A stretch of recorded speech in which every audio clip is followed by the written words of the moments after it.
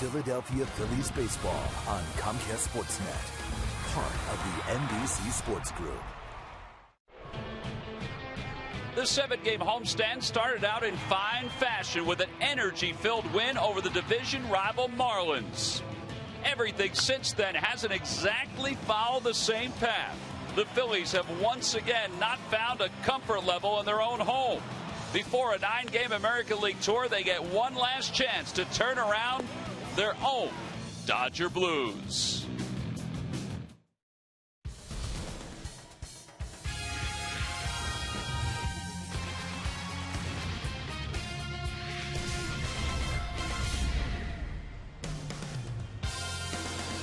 How do you change your luck when you've lost 5 consecutive games here at home? Well, for the Phillies, they turned the page and they got a little day baseball today as they wrap up the homestand against the Los Angeles Dodgers. After the game last night, we saw Freddie Galvis go out with a bad back. Well, the Phillies placed the young second baseman on the 15-day disabled list with what has been termed, at least for now, a lower back strain, and they've recalled Michael Martinez after one game with the Lehigh Valley Iron Pigs. Hi, everybody. I'm Tom McCarthy, along with Chris Wheeler. Well, yes, the Phillies do have to deal with another injury, this time to Galvis, and Mike Fontenot will be at second base this afternoon. He'll be the first guy to be given an opportunity, at least for today, to play against the Dodgers and to play behind Cole Hamels, who, even though he lost his last time out, still has been the best pitcher for the Phillies. Well, they win a lot of games, Tom, when he goes out there. He's only lost 2 games this year, both to the Miami Marlins, one of them in his last start. Cole Hamels has really been tremendous. You see the 5-game losing streak. You hope it can stop right here with him pitching. But, wow, only 223 during the homestand. But, you know, you go back over it, and every game there seems to be a turning point. And wherever it is in that turning point, it goes in the favor of the other team because they're doing the right things. All right, we know that Cole has been efficient against the Los Angeles Dodgers. He's going to be the go-to guy today for the Phillies to pick up a win. But he's really been, in 5 starts against the Dodgers, a go-to guy during his career. Yeah, this is another one of those teams that he has pitched very, very good baseball against, both here at Citizens Bank Park and at Dodger Stadium in Los Angeles. Last year, another really good game. It was tight. It was only 1-0 at this point. He was mowing down the Dodgers, but all of a sudden they kicked up a fuss in the 7th inning. 1st and 3rd, nobody out. Change up right there. He popped up a rebate. There's Michael Martinez who makes the play. Then he gets a strikeout, and here's Rod Barajas, pops him up to end the inning to Wilson Valdez at shortstop, and Cole Hamels would eventually win that game 2-0. This is what he has done, as Tom said, against the Dodgers. Very, very good numbers, especially when you look at the walks and strikeouts. Only 2 home run balls. Now, he has been throwing a few homers in his last few games and hurt him a little bit. But Cole Hamels, when you're trying to end the losing streak you're on right now, this is the guy you want out there. Not to put too much pressure on him, but his shoulders could handle it, and the Phillies hope they can this afternoon as they wrap up what has not been a very good homestand for them in the Citizens Bank Business Person Special. 12 starts each now for Aaron Harang and for Cole Hamels. Counting today, Harang's been pretty good against the Phillies since 2009. Yep, they're settling in. The sun is out. It is blazingly beautiful today. The light-ups in first pitch from the ballpark when we return.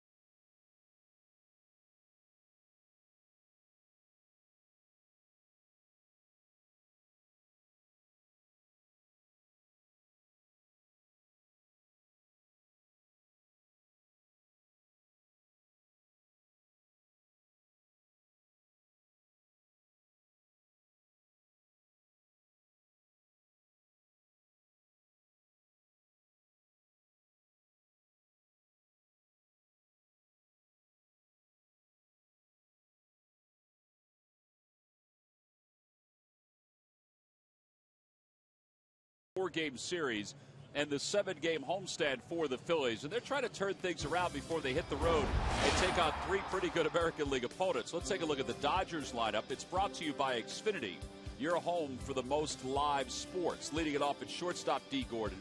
Herrera, the third baseman, bats second. Juan Rivera hits third. Jerry Hairston is the cleanup batter today. Andre Ethier is mired in a pretty long slump that started a day before he got here to Philly. James Loney, the first baseman, hits fifth. Castellanos, the right fielder, hits sixth. Wynn is in center field. He'll hit seventh. Batting eighth is Matt Trainer, the catcher. And batting ninth is Aaron Harang. And they'll face Phillies left-hander Cole Hamels, who's coming off a loss his last time out, but he's been really good for the Phillies. This is his 12th start overall. He's 8-2 with a 2.81 earned run average, and all of his numbers are good across the boards. Yeah, put a nice little winning streak together. The only thing lately he's been bothered by the home run ball a little bit. Threw a couple in New York and won that game. A couple last time they hurt him. Here's the scouting report on Cole, and his stuff has been very consistent this year. In lifetime against the Dodgers, real good numbers. So he'll face D. Gordon, Herrera, and Rivera to start things off. Let's take a look at our Nissan keys to the game. Yeah, well, I just said, you folks out there, you make one up. I'm kind of out of keys to the games right now. So how about just win? Are they emailing them to you? Well, whatever they are. And whether the lady, I mean, how many times can you come up with a key to the game? I mean, right now it's one of those things. Go out and win one. Wheels, it's your job to come up with I know, but I just thought I'd try and add a little humor. All right, you can reach Chris Wheeler by calling the Phillies offices and give him the keys to the game. Yeah. Other than win the darn thing, what else can you say right now? Yeah. It's just been a mess. And stay healthy. Well, that's a good point, but we've used that over and over. D. Gordon's a 230 hitter. I just ran out of new material to say the same thing. Hamels behind 2 balls and 1 strike. Gordon this series is 4 for 12, and he's been a big problem for the Phillies during certain points in this series. Big hits. They've gotten him out a lot in this series, but you know, the triple the other night, obviously, and then that base hit last night. Even though it was still early in the game, he won the game with it. And this guy right here on deck, Elian Herrera, has been very good. 2-2 the count to D. Gordon. And outside, 3-2.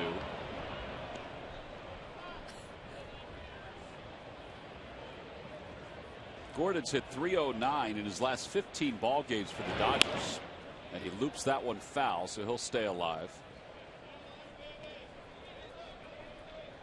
They play him way over in left center field. Figure he's not going to pull the ball, especially off the left-hander pitching him away. Now Hamels with a changeup, that's a pitch he could pull if he hits it. Then you see how far they are overshifted on Gordon. 3 balls, 2 strikes the count. Another foul ball. You need innings out of Cole Hamels today, and one way you get innings out of him is not to have hitters hit a lot of foul balls. Well, these 2 guys, Gordon and Herrera, you just saw, they've been a big problem in this series collectively. And a swing and a miss and a changeup. He was able to get Gordon to go fishing. So 1 away here in the top of the first. He finally went 3-2 changeup on him, down and in, after everything was away, and he really folded. See, Gordon's looking away. Now here he comes. Quick try to pull his hands back. It was ball 4. But that's good to get him out of there. You don't want him on base to start the game. So 1 out now for Herrera. The Dodgers have the best record in baseball right now at 36-21. And Herrera has helped Don Mattingly's cause with all the injuries they've had to deal with. The biggest of which is Matt Kemp's injury 2 different times. Herrera was hitting .358 when he was in the minor leagues, and he has continued to hit since he's been called up. He's not a young guy, though. He's 27 years old, which to make your major league debut at the age of 27, you know, that's up there. That means you've hung in there is what it means. And you see where his average is among rookies in the National League. Swing and a miss at a 94-mile-an-hour fastball. Facing Hamels, he's facing so many of these pitchers for the first time too, and of course they're facing him for the first time. Hamels should have a little book on him, though, having watched him in 2 games. Seen him hit left and right-handed. Or 3 games, the 4th game of the series. Ground ball softly hit. Wigginton's first opportunity, filling in for Polanco again. 2 outs here in the first. And that'll bring Juan Rivera to the plate. Talked to Paulie last night as we were leaving the ballpark. and he showed me the injury, which the Phillies glued back together.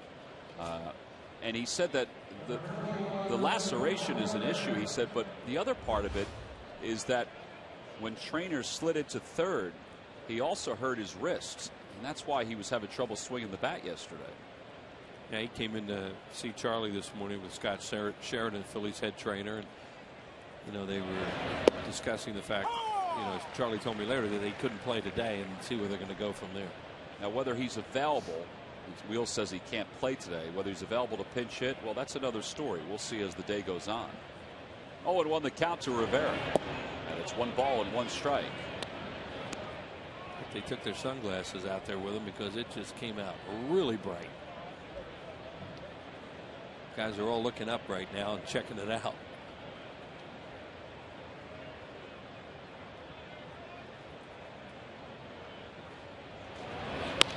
Line drive, base hit for Rivera, so he's aboard with 2 outs here in the first. And that'll bring Jerry Hairston to the plate. Well, this is the injury the other night for Placido Polanco. It was a well of a play by Cliff Lee. Great throw right into the base path, and there's the spike right on the index finger, and then the wrist was bent, I guess, forward a little bit, not back. So they were dealing with it with a Band-Aid to get that laceration looked at. But Polanco said when he swung the bat yesterday before the game, it wasn't as much the cut on the index finger as it was the soreness in the wrist. First pitch to Hairston is taken for a strike. That was a changeup from Cole. Hairston is 2 for 20 against Hamels. In fact, out of the guys in the lineup, he has the most ABs. Yeah, well, the Mets, he played with the Mets for a while, other teams. To center field, it's not deep. Victorino's there, and the inning is over. So, no runs, 1 hit, 1 man left. Hamels is through the first. He threw 16 pitches. First ups for the Phils when we get back to Citizens Bank Park.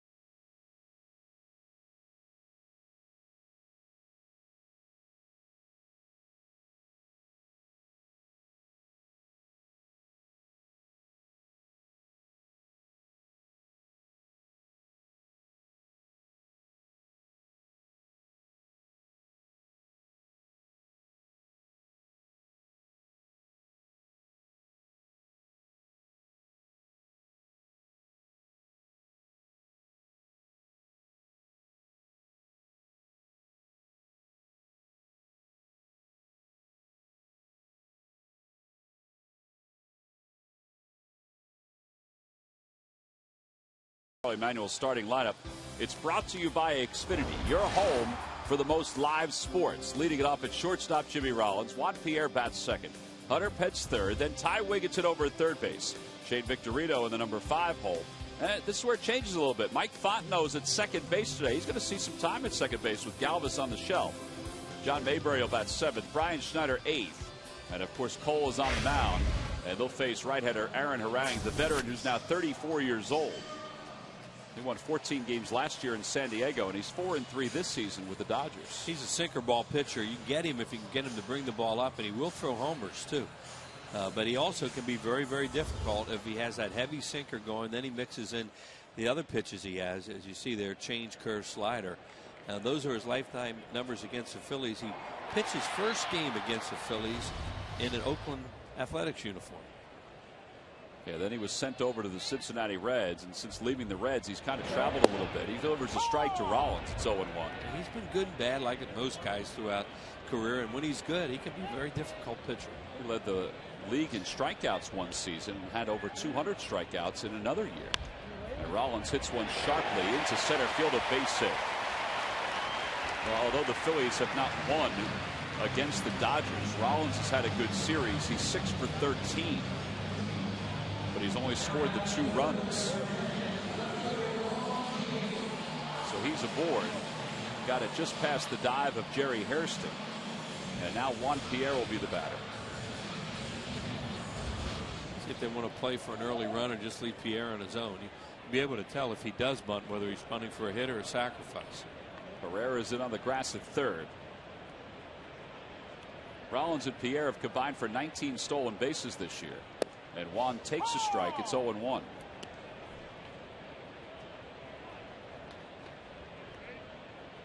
Moving around a little bit today. Yeah.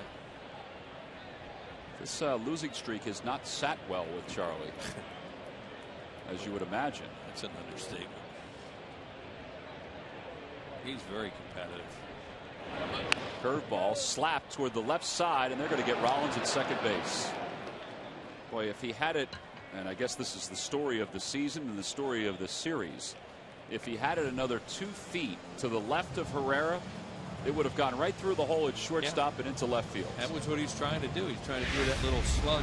He does that. He got a double on it the other day down the line. In this case, Herrera's in so far. He's trying to just slap it by him. As Tom says, the shortstop where he is, that ball's going to be into the outfield because there's no way that D. Gordon can get back into that area to do anything. But give Herrera credit. He read it well, didn't get fooled, and made the play. So 1 away, and Hunter Pence is the batter. I think took a nice hop up for him, everything. And Jimmy wasn't going with contact, obviously. He wasn't going on the pitch, so they were able to get him at second base. Yeah, he had to make sure the ball was on the ground. Pierre has 9 stolen bases, so they're keeping an eye on him. He's been caught 2 times.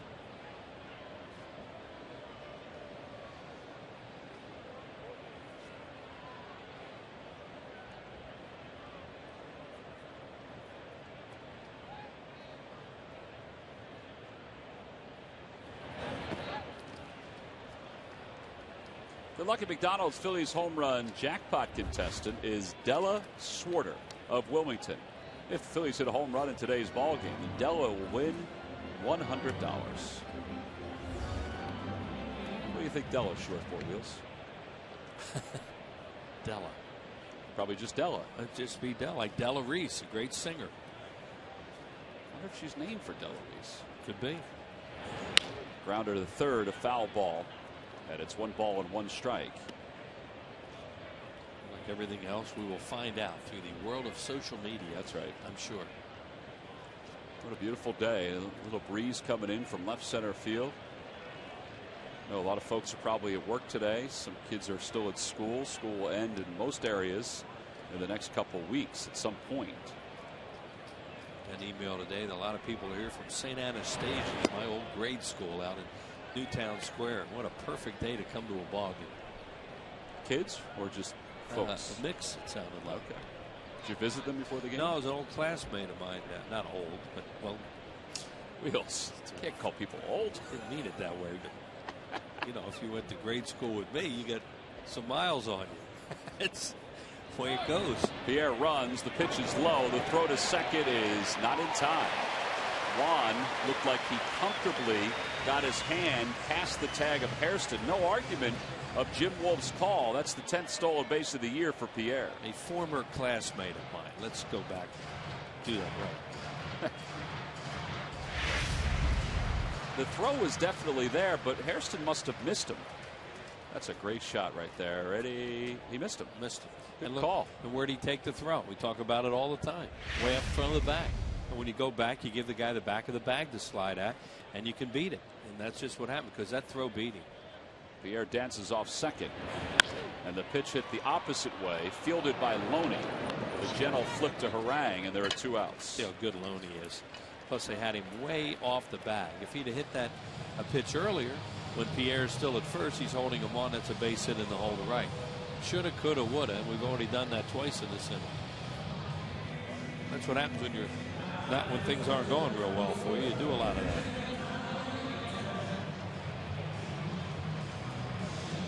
Well, when 2 away. Now it's up to Wigginton to get a 2-out base hit with Pierre, dirty uniform and all, over at third. Here's that elusive run he's been trying to get for him. Had that note ready for a while. Let's not jinx it. Getting a nice walking lead off third. I said to him the other day when we were talking about the historical perspective of that honor. I said, listen, I know you're not a guy that I'm not trying to jinx you or anything like that. He goes, no, that's fine. Well, since we've had that conversation, he hadn't had it. No, he scored 1 run. That was it. It was when he was 2 away from 1,000 runs. He went third a couple times too. Seems like it's always 2 outs. Well, as he said to me when we were talking about it, he goes, well, it wouldn't be your fault if I didn't get in from third. Yeah, really. Some feel that way though.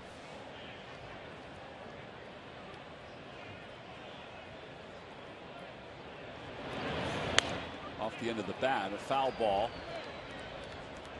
Ty hit a home run last night. In fact, it was the 4th time this year the Phillies had a game in which they hit 3 home runs. He got a fastball there from Chris Capuano. Hit it well out to left center field. Really drove that thing.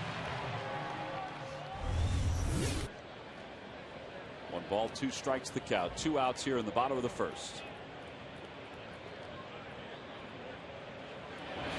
And Wigginton fouls it away again.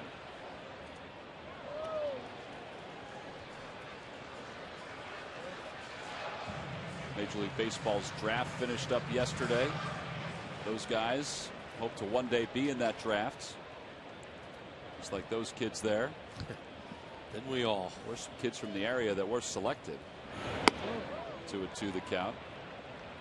Remember we talked to Scott Bradley a few weeks ago from Princeton University when the Padres were in town.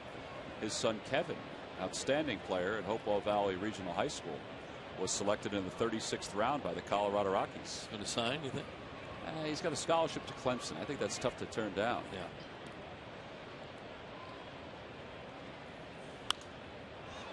Another foul ball. And it remains 2-2.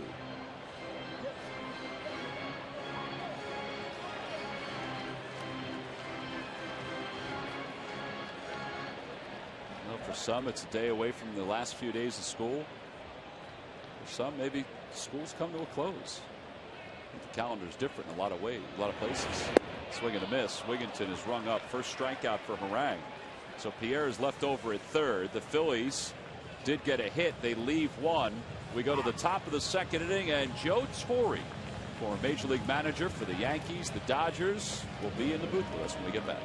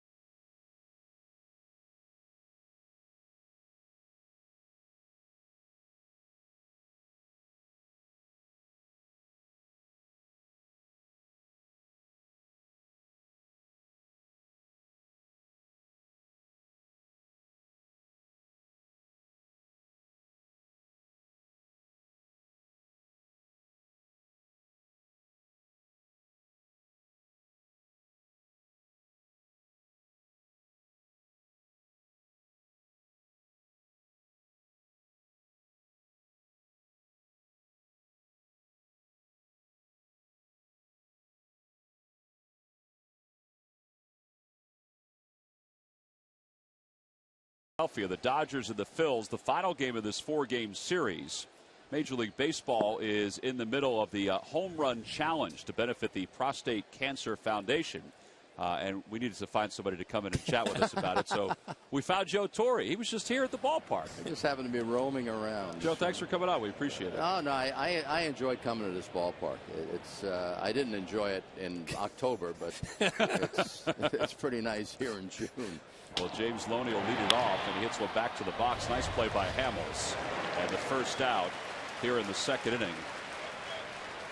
Well, as we've talked about over the years, baseball has done an awful lot with breast cancer research and also with prostate cancer research. And Father's Day is right around the corner, and it gives us a chance to remind everybody about not only the work that MLB has done, but also what the Prostate Cancer Foundation has done to promote awareness. I know you've gone through that in your life as well. You're right, Tom. I had prostate cancer. I was diagnosed in '99, and it was the darkest day of my life up to that point, because it just, you hear the word cancer and it scares you. Of course, once you get a little information and you realize that there is a way out, and treatment can help and cure and all that stuff. But Mike Milken, who has prostate cancer, and he's done remarkable work raising all this money, because the only way we're going to really be able to fight this and fight cancer period is through research, and that's what this money is going for. It certainly makes you appreciate every single day that you're on Earth, and I'm just very blessed. Well, you can go to PCF.org for more information about the foundation itself. And Major League Baseball has been part of this program for now 16 years. So you saw it as a manager, and now you're working for Major League Baseball. So it's an important charity venture for MLB. And there's the phone number too, 800-798-CURE or 798-2873. Yeah, no, you're right. Major League Baseball and Bud Selig, we've certainly been aware of social issues, and breast cancer, as you mentioned, and of course the Prostate Foundation. It's just too important, and I know that a lot of the youngsters who are playing this game really don't have to worry about this for a while, but it's something that's a part of a man's life, and the fact that more and more treatment is becoming available, and they're getting very close to finding something that's going to eliminate it altogether, and I think it's wonderful. And obviously baseball is doing it with the Home Run Challenge, which began on the 1st of June, will take place until the 17th of June.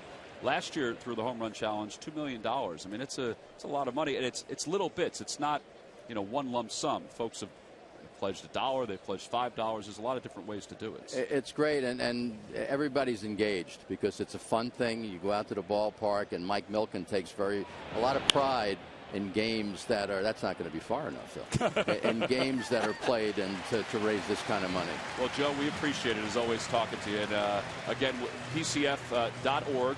We'll give the phone number again as well. But it's Tom, great. Thank you very much. Take care of this guy for I will. me. See you, Joe. Take care, Wheels. Okay, Thank you. Joe Torre, our guest up here in the booth. There's the number, 800-798-CURE. Check it out at PCF.org. Chase Utley, Charlie Emanuel, Hunter Pence. They're all involved from a Phillies standpoint.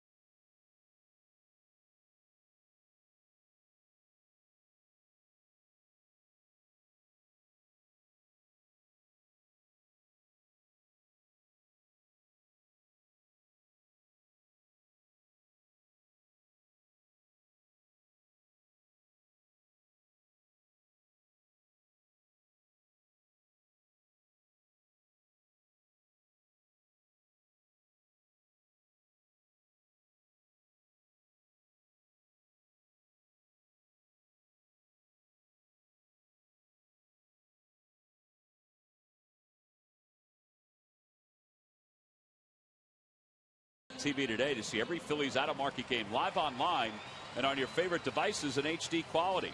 Visit Phillies.com to order and get more details. MLB.tv. Baseball everywhere. Our thanks to Joe Torre for joining us up here in the booth. 2,326 wins as a major league manager. Batting champion. People don't realize a lot of, Joe is to generations now as a guy that led the Yankees to all, but Joe Torre was some kind of player too. He could really hit. I think the combination of his ability as a manager and his ability as a player should get him into the Hall of Fame at some point. Hope so. In his career. We're just talking about that. He's going to go up to Cooperstown he and Tim McCarver are very, very close, and he's going to go up there and be part of that weekend to help honor Timmy when he receives the Ford Frick Award. So Joe said he's looking forward to that. Victorino is a .248 hitter. It's 1 ball and 1 strike to him. Gets that one back toward the middle. Should be an easy play for Hairston.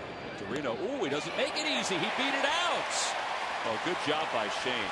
Well, that's the best we've seen him run up the first base line in the last few weeks. So his legs must be feeling good.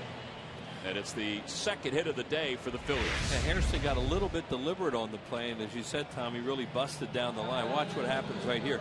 See, well, you know what it was more than anything? He took it a little bit deep. It wasn't that he got deliberate. He's just deep on the play, and he runs right through the bag, and that's what you like to see. That's a good job by Shane. Third hit in the series. So let's see if he decides to test Matt Trainer. Juan Pierre did earlier. Mike Fontenot's the hitter. And the pitch is outside. It's 1-0. Left-handed hitter with a hole open, nobody out. If you can't steal the bag and think you're going to make it, you really like to see your left-handed hitter if he can pull the ball here. Right fielder Castellanos is really, really deep in right field. Victorino has stolen 13 bases this year. He's been caught twice.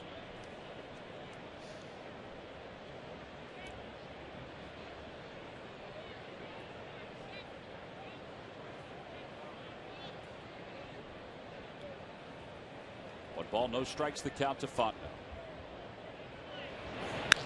Fontenot hits it hard, right past Hairston into right center field. Victorino on the way to third. And the Phillies have first and third with nobody out here in the second. Got a sinker up, it looked like, and Hairston almost made a tremendous play on that. Victorino has to hold at first base. It's somewhere in that area because that ball's in the air a long time. You don't want to get doubled off. It's right in front of you. See right here, he has to wait.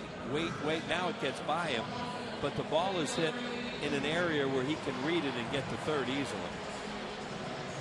Well, Shade is safe at third, safe and secure with New York Life. Very excited that he's safe at third, Wheels. Yeah. Well, first and third, we haven't seen a whole lot of it because they've been struggling so much. But that's first part of the third, beauty of the game. It wins and loses games for you, whether you can, and especially when you had to go to a dead freeze right there. It's a lot of times you can't get to third. John Mayberry's the batter. He takes the first pitch, breaking pitch for strike one. Mayberry is 1 for 7 in the series, 231 with 2 home runs, 11 runs batted in.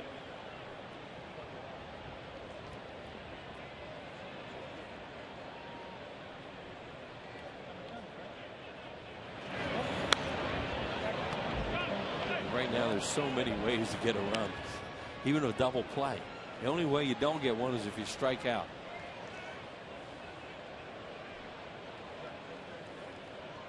And that's what Harang wants here. Well, there's other ways, pop up or something like that, but there's just so many ways. If you make contact in this situation, you get a run.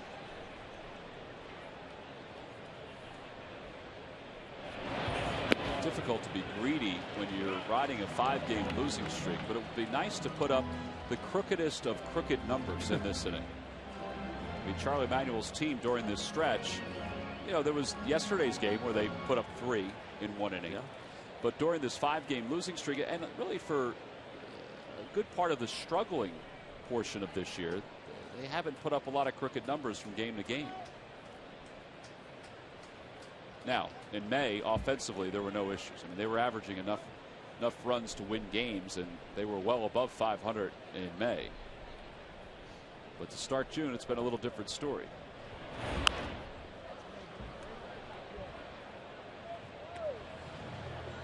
Mayberry stays alive. 1 ball and 2 strikes. During this 5-game losing streak, the Phillies have averaged 4 runs per game. They've scored 20 runs. Their opponents have scored 26. They've hit 252. Their opponents have hit just 255. There hasn't been a huge difference. No, the big difference is the other team has played better in situations where you win or lose games. And that's what many Major League Baseball games are about. Just one little thing here and there. If you execute better than the other guy, and that's what the opposition's been doing. Don Mattingly's team has been very scrappy in this series, really this entire year, and you see his numbers in his second full season after taking over from Joe Torre. Swing and a miss and a high fastball. 1 away. Second strikeout for Harang. Yeah, that pitch is not even close to a strike. Maybe he sees it up in the zone, thinks he can drive it in the air and get a run in. But, you know, it's the same pitch he just popped up foul and stayed alive on. Way out of the zone. Interesting to hear Joe say how much he likes his ballpark, but not in the fall for a couple of years.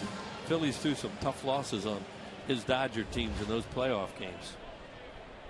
It was Joe Girardi that was managing the Yankees when the Phillies played them in the World Series.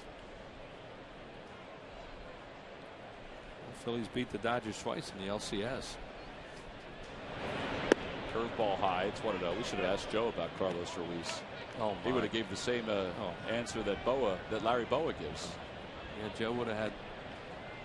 Joe would have had an opinion. Tell Johnny Bench I'll vote for him for the Hall of Fame. That's what Bo calls him, Johnny Bench. 1-0 the count to Schneider.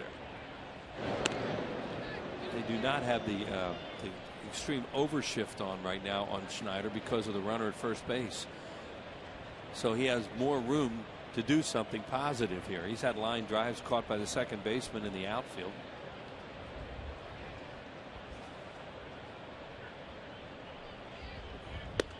Little high, 2-0. Hamels is on deck.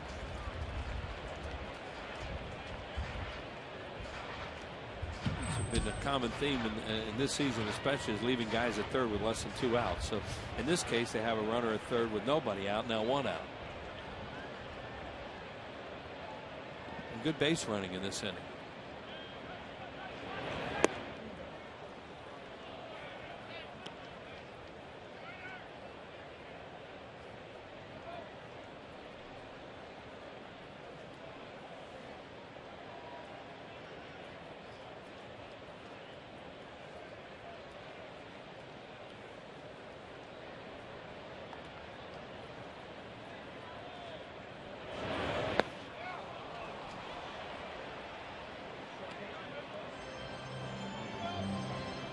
So in a Major League scoreboard, we go to Detroit, where the Tigers are shutting out the Indians 4-0.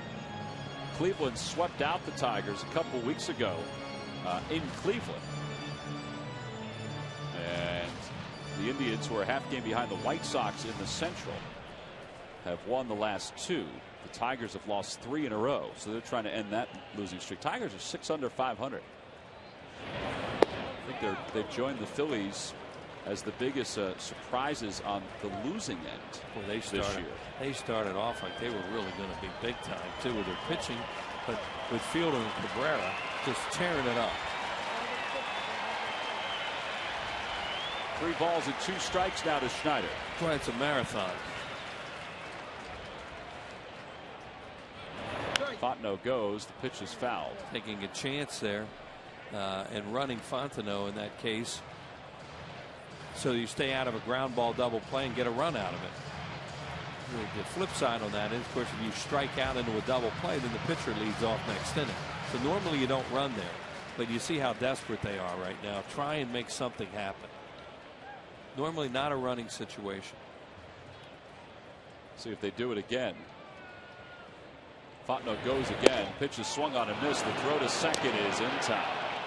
Fontenot is out. It's a strikeout, throw out, double play. And the Phils threaten but do not score, much to the chagrin of the fans here at the ballpark. And the side is retired. Good throw by Matt Trainer, right on the bag, and plenty of time to get fun.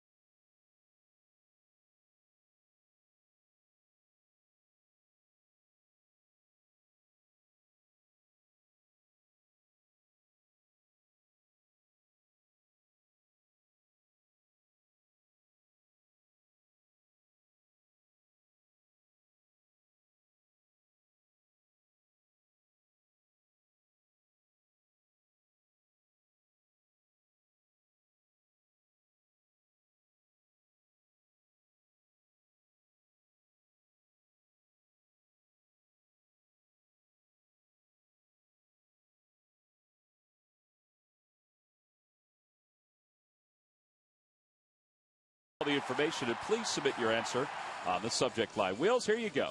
Name the 3 teams other than the Dodgers that LA first base coach Davey Lopes played for as a major league player. The answer will be revealed in the 7th inning. Got an idea? Yeah. I got 2. Need 3. Yeah, I know. Well, we got. There's Davey. Wheels. You point out. There he is.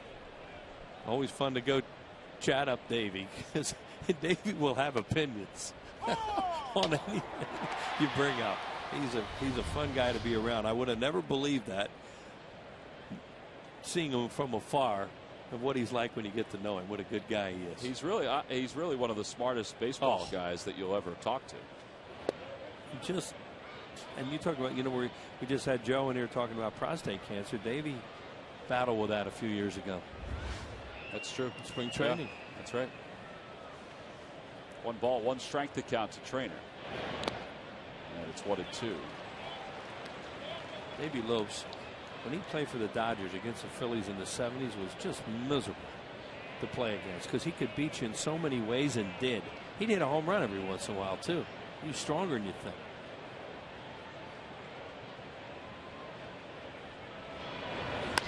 Line drive caught by Fontenot. 1 away here in the 3rd.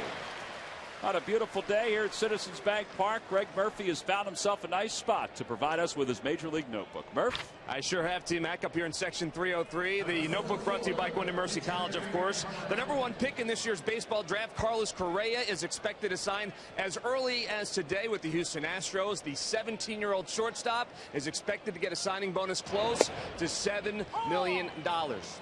And guys, don't look now, but the Baltimore Orioles, where the Phils are headed next, they're playing some pretty good baseball in sole possession of first place in the AL East. They have won 3 of their last 5 and 7 straight against the Boston Red Sox up there at Fenway. So playing some pretty good baseball are the Baltimore Orioles. Yeah, they've been playing great baseball. Every time you think they're going to fade because they had a 6-game losing streak last week, they all of a sudden turn it back around and look like the first place team again.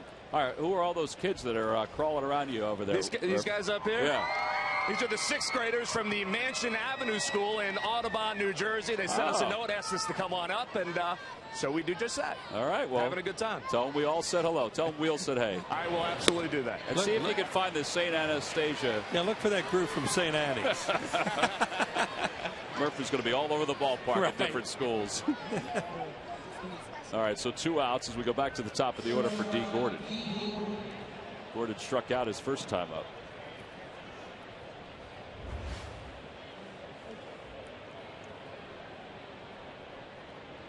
Gordon's average at .229 with a home run and 13 runs batted in.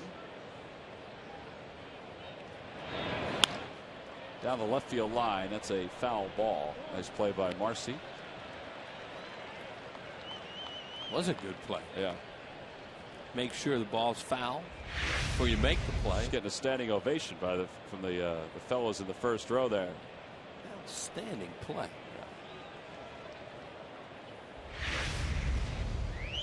Marcy's down the third base line. Rachel is down the first base line. Rachel is an all-conference softball player from Rider University who just graduated magna cum laude. That's good, right? That's really good. 0-2 the count to D. Gordon. And he fouls it away. Don't know a whole lot of people that ever had that Latin phrase or Latin term after their names. She set some. She led her conference in wins and strikeouts. She had a lot of very impressive numbers during her collegiate career. As a pitcher.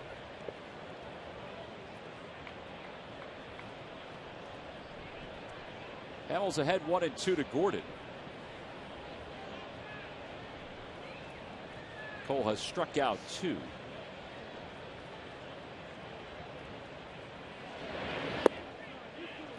That's twice he's had that pitch in the same spot and didn't get it, so he's not going to get it. I saw his body language like he wanted it. It's not going to be there. Ron Culp was the home plate umpire today, and he's usually pretty consistent. Whether you agree with his strike zone or not, that's one thing, but he is pretty consistent the way he calls balls and strikes. And Gordon's given him 2 tough at bats with foul balls and taking close pitches. Gordon was the guy that he threw it to the first time up and he didn't get it. See the rest of the umpires today. It's 2 balls and 2 strikes. Another foul ball. Gordon was the reason that Hamels had a 16 pitch first inning, or I should say 17 pitch first inning.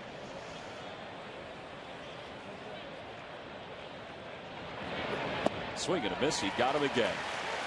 That time the changeup was down to D. Gordon. He struck him out for the second time. 3 strikeouts overall for Cole Hamels, and he's retired 7 consecutive hitters. Pretty good pitch right here by Cole. That takes us to the bottom of the third. It's the Phillies nothing and the Dodgers nothing.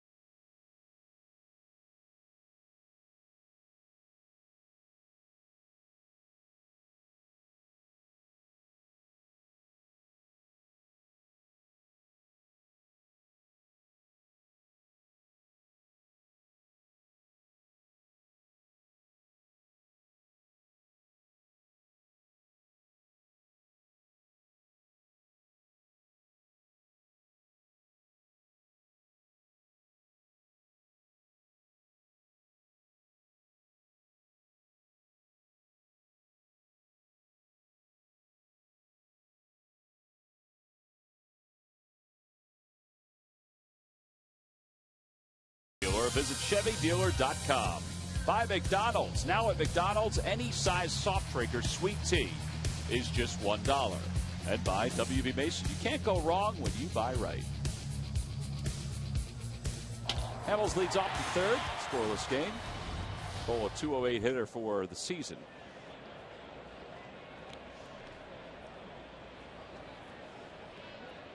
Harang's allowed 3 hits so far. Phillies have threatened but haven't scored just yet. Yeah, we got back to last inning. They were taking a chance that Schneider would not strike out into a double play as opposed to grounding into one. And the way things are going, of course, he struck out into one. And Hamels gets a hit right after that. But Harang would have been facing him, you know, a little bit different at bat. Later on Sports Night, the latest on the dismissal of Eagles president Joe Banner. How about waking up to that today, Wheels, with a report from the Eagles press conference. Plus a report on Ryan Howard and Chase Utley in Clearwater. Jim Salisbury is there. And complete highlights, post-game reactions, and analysis of this series. Get all the news Philly fans need to know on Sports Night. Tonight at 6 and 10, only on Comcast Sportsnet. When I read it this morning, it didn't sound like a dismissal, though, did it? He's staying on as a consultant, yes, but he is, according to Jeffrey Lurie, a free agent. Sounded very amicable. Rollins takes a high hook, and it's 1-0. When you've been involved in so many of those things where we have around here, and you're on the inside part, you never know. Everybody takes their shot at it. They think they know what happened, and the people that know are the ones that are around it. So that was quite a story. 1-1 the count. I heard the great Ray Dittinger today say that he kind of had a sense that something was going on over the last few months. Well, Ray would know. Rollins lines one to right field, a base hit. Hamels to second. He's going to go on to third. Look at this throw by Castellano. And it gets past the third baseman. Hamels will stay at third. How about that? He made something happen there. He almost got thrown out, but give him some credit. Listen to the reaction of the crowd. Sure. That's a pitcher, and he hesitated a little bit going around second. He just decided, I can run. I'm going to make it. And now when the throw goes wide, you get Jimmy moving into second. Because they have had excellent base running in this game and haven't scored yet. This kid has a heck of an arm, as we talked about earlier in the series. I mean, he makes a powerful throw. It's just not accurate. Right. Now, see, Hamels sees it, and he decided at one point, I'm going to go, because he didn't look at Juan Samuel, who probably was telling him, don't come over here. He was telling him to stay at third, though, in that overthrow. So an error for the Dodgers here in the third. It's second and third with nobody out, and Juan Pierre's the hitter. He tested him right there. You never want to make the first or third out at third base. He probably would have been out, but he didn't throw it on the bag. Pierre reached on a fielder's choice his first time up. Here we go again with a great scoring opportunity.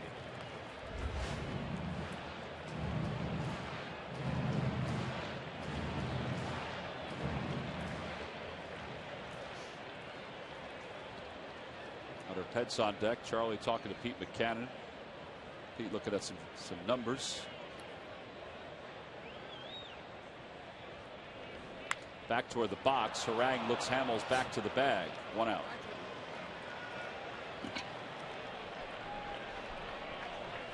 Can't happen again, can it? I'm not going there. Remember the keys of the game? They weren't yours? Make it up. Did you get any emails yet? No. Any phone calls to Kelly, to Giacomo down in the front desk with some suggestions for your keys? It's amazing. It's not over yet. Still have the infield all the way back. Ground ball gets you a run here. Maybe. Pence hit one sharply to first his first time up. And James Loney made the 3-1 play, and it's no balls and 1 strike.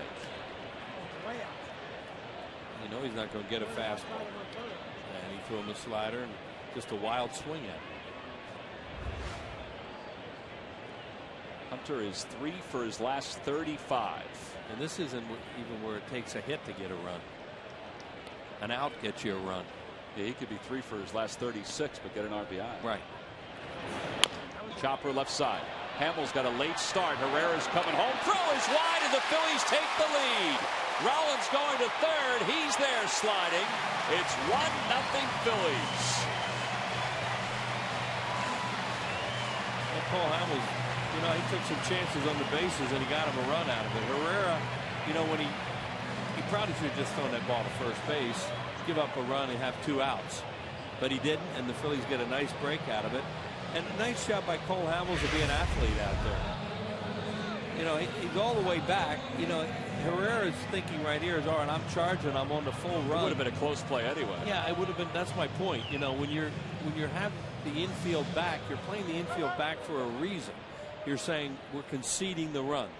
So what you do is you take the out. It would have been very close, but you don't do that. You throw to first base on that play. Well, and that's why they gave Pence the RBI, because it was the assumption of Jay Dunn, the official score, that it was going to be a close play, and there's no assuming that goes on. Right. So the error is charged to allow Rollins to go to third.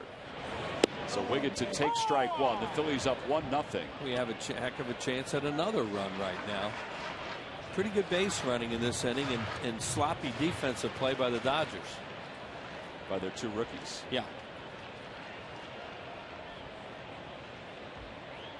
Wigginton struck out his first time up. Checked his swing, didn't matter though. It's a strike according to Ron Culpa.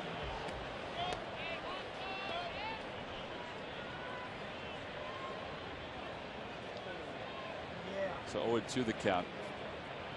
We talked about the Phillies play here at home, and it hasn't been good, obviously. They're 12-18 here at Citizens Bank Park. After 30 games, they haven't been this far under 500 at home since 2000. And that was at the Vet. Line drive to center field. Rollins goes back to tag. Wynn makes the catch. Rollins comes home, and he'll score. 2-0 Phillies. That'll go down as a sacrifice fly. So the Phillies have capitalized on the mistakes of the Dodgers here in the third. Yeah, and again, good base running. You know, we've seen that play this year, where a base runner gets frozen on a line drive like that, and then all of a sudden he can't score. Jimmy Rollins, as soon as that ball was hit, went back and tagged up, scores easily.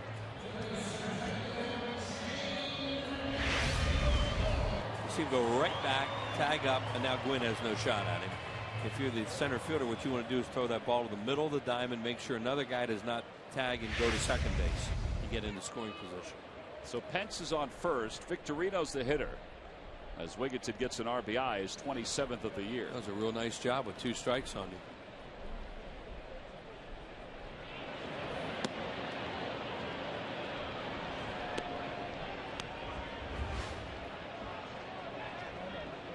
So the Phillies have gotten a runner home from third twice in this inning with less than 2 outs. Yeah, they made contact. Wonderful things can happen with contact. Without it, not much good can happen.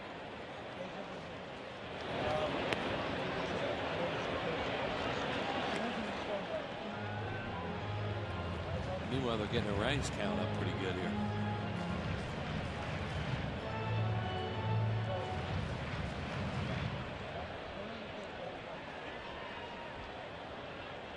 Ty Wigginton with the 0-2 bullet to center.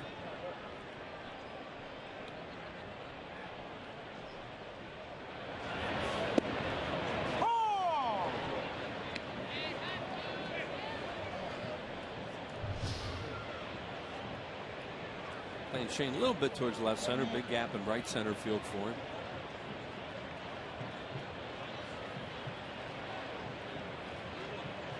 Two and one the count to Victorino.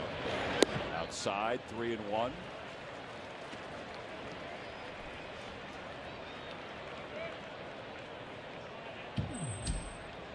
Mike Fontenot waits on deck. He had a base hit his first time up, his only time up.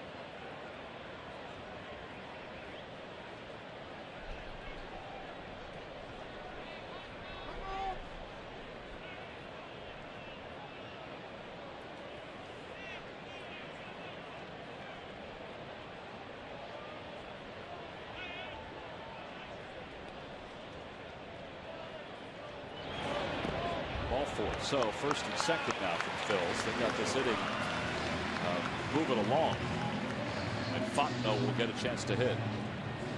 Don Mattingly's team involved in this long 10-game road trip, and it's been pretty successful for them so far. It winds down this weekend in Seattle, of all places. What a trip. LA to Colorado to Philadelphia to Seattle. Yeah, they're 4-2 so far on the trip. 3 of the 4 wins have come here in Philadelphia. That's when you, as a player, wish you were getting frequent flyer miles. Walked past Mattingly's office today, and there was one of his old Yankee uniforms with the commemorative black armband. I don't know which year it was from. Yeah. I guess he was signing for somebody. Fontenot takes a strike on the outside corner, 0-1.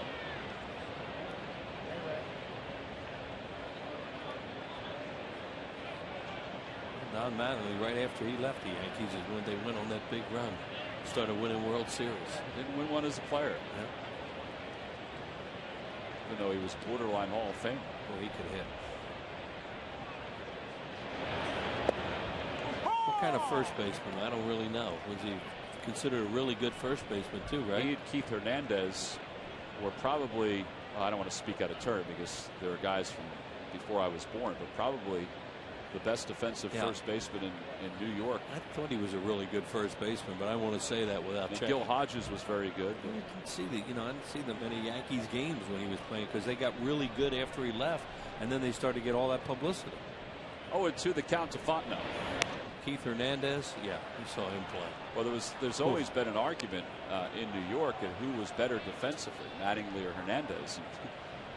And that argument is kind of sprouted around Major League Baseball. Well, the game's changed so much since he left too, because you see so much more of the American League than you used to. And you really know the league a lot better and their players. No balls and 2 strikes the count to Fontenot. In the air down the right field line. If it's fair, it's gone. It is a foul ball. Wow. He'll surprise you every once in a while. He hurt the Phillies with a home run at Wrigley one night. He's not a big guy and he's not going to hit home runs, but I guess like any left-handed hitter, you come down and in and they're dangerous. Look where this pitch is and watch how he just drops ahead on it. Just couldn't keep it fair. Oh, that would have been sweet. Hit the pole. Hit the pole. Somebody should move that pole. I guess get everybody behind it and slide it a little bit. They should all start calling it fair. Maybe they could have gotten a call. And then replay would have gotten it.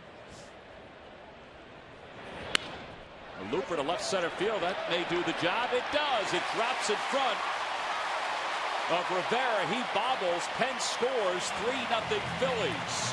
Fontenot is 2 for 2.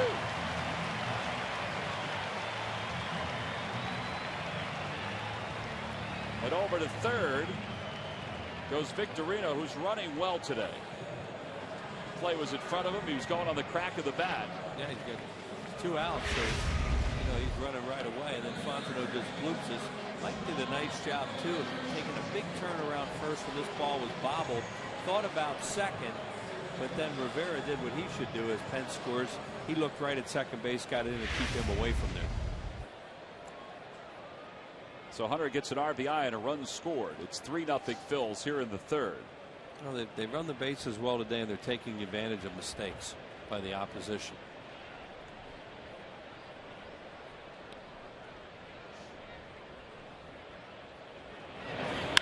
Mayberry lines it to center field. Gwynn misjudged it initially, but then it settles into his glove.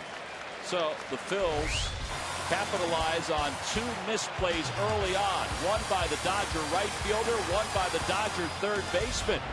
All of that has led to a 3-run third for the Phils.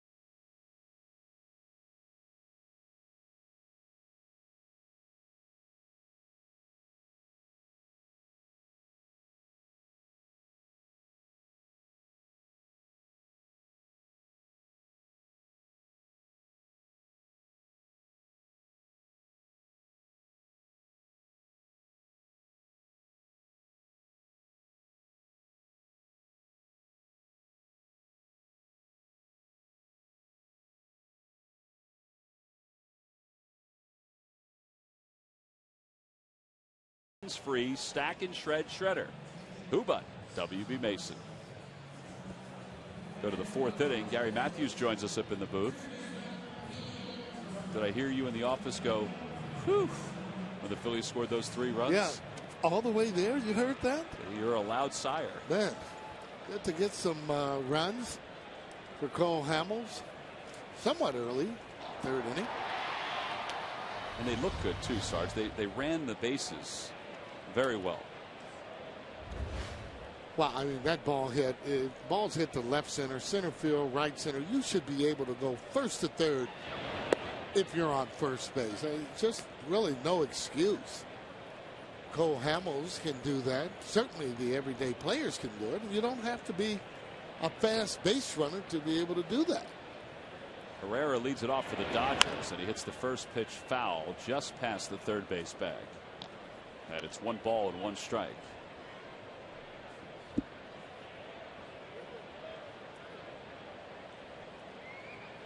Herrera grounded out to third his first time up.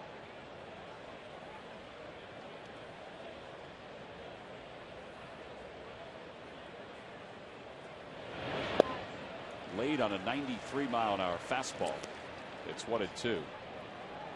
After his last outing, where Hamels, I don't want to say struggled, because he really hasn't struggled this year except for the opener against the Marlins, but he did lose the game against Florida. I asked Rich Doobie about it, and he said, well, because I asked him about the cutter. Remember how you and I were talking about the great movement of the cutter? And Rich said he did have a lot of movement. He said that may not be a good thing, because sometimes when your arm's a little tired or fatigued, if you have too much movement, you can't command the strike zone or control the strike zone. Well, I mean, some of those balls, you're right, though, that were hit. Uh-oh. That ball went right off the palm of the glove of Ty Wigginton. That'll be an E5. And basically what you're saying is catching too much of the plate. And when you do that, that ball can get hammered. So with nobody out and a runner at first, Juan Rivera will be the hitter. Let's check in with Greg Murphy, who has a special guest. Murph? I do indeed. Please welcome to Philadelphia, Miss Paula Abdul. It's nice to see you, and welcome to Philadelphia here as part of the prostate awareness campaign that Major League Baseball is running. And I know you're just a big fan of sports in general. You enjoy being here. I am. I'm grateful to be here. It's a beautiful day. I first would love to just put out there all of our heartfelt best wishes to Tommy Lasorda. We love you, Tommy.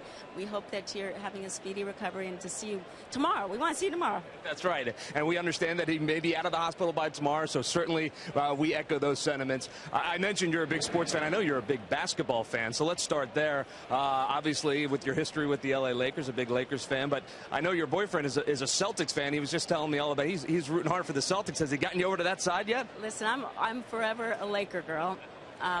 Love the Lakers, and you know, it was tough seeing them not do so well, but I will always be a fan. You know, the last time I stepped into the Boston Garden was back in '88. You know, I was experiencing championships, and I was sitting with 4 other Laker girls right next to Jack Nicholson, and we had hot dogs and Cokes thrown on us. So walking back into the Garden, sitting on the floor, I got a lot of boos from former Lakers. Yeah, they don't forget up there in Boston, no doubt about it. I mentioned that you're traveling right now with the prostate awareness campaign that Major League Baseball. We just had Joe Torre in to talk all about that. But obviously, you know, cancer is something that touches all of us at some level. Why is it important for you to be involved in this? Absolutely. I mean, cancer's touched my family, and I think Michael Milken's done an amazing job in not just raising money, but getting great people together to help raise awareness. And I'm here to support that. I know you're from LA, and I know you're a Lakers fan, so here we are sitting watching the Phillies Dodgers. Do you have a rooting interest in this one? I am. Listen, I am here to enjoy the game. Listen, I should have worn no colors that remind anybody, and that happened to me in Boston too. But I am here. I admire the players. A tough play for Placido Blanc, or excuse me, down there at third base for Wigginton as that one skips through. I will. I'm LA, but I am LA, and I have to tell you, it's like, you know, I'm born and raised there, so Dodgers are doing great. I I want Philly to do it. Philadelphia fans understand staying loyal to your team. There is nothing wrong with that. But I will point out, guys, that she's wearing red pants. I don't know if that's a message or not. Paula, nice to see you. Thanks for doing this for us. All right. Paula Abdul, guys, back to you. Hey, Murph. Get a little peck on the cheek there. Yeah. Yeah. Nice interview there. Well, with nobody out here at the top of the fourth, Jerry Hairston will be the hitter. Back-to-back errors by Ty Wigginton. I think Murph will do a little song to see if he can qualify for Paula's talent shows or anything. I don't think he'll be able to sing. He might be able to get a picture or two, however. Hairston hits it in the air to left field. Pierre on the run over toward the line, and he makes the catch. A run will score, but Pierre keeps the runner at first. So the Dodgers are on the board. It's an unearned run, and it's 3-1. The Phillies on top.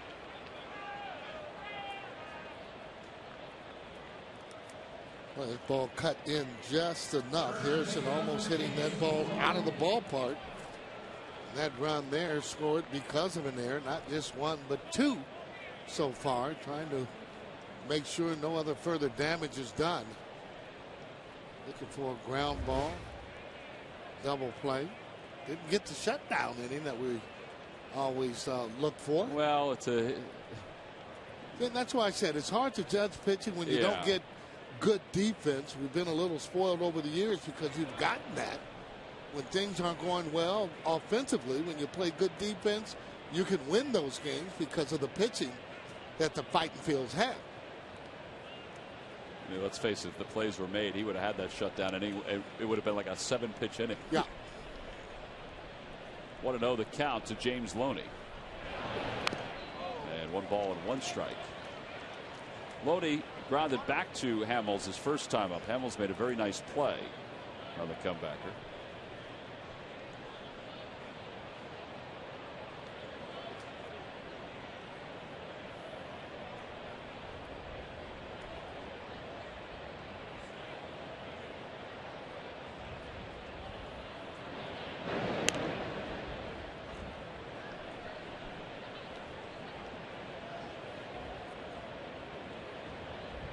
No Andre Ethier today for the Dodgers. He is 0 for his last 16. So Don Mattingly's giving him a mental health day. And facing a lefty. That ball is hit back toward the middle, a base hit for Loney. So it's the first hit of the inning. And the Dodgers have first and second with 1 man down. That ball hit right up the middle. Good things happen when you hit that ball up the middle. Well, this will bring Alex Castellanos to the plate. He's 0 for 1.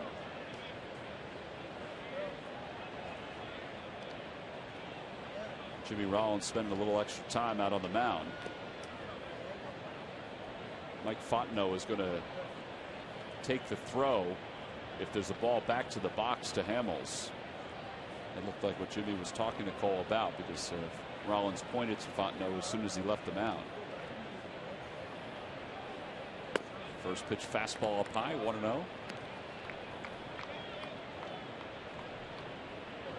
Did you ever have a pitcher that was so annoyed by your team's defense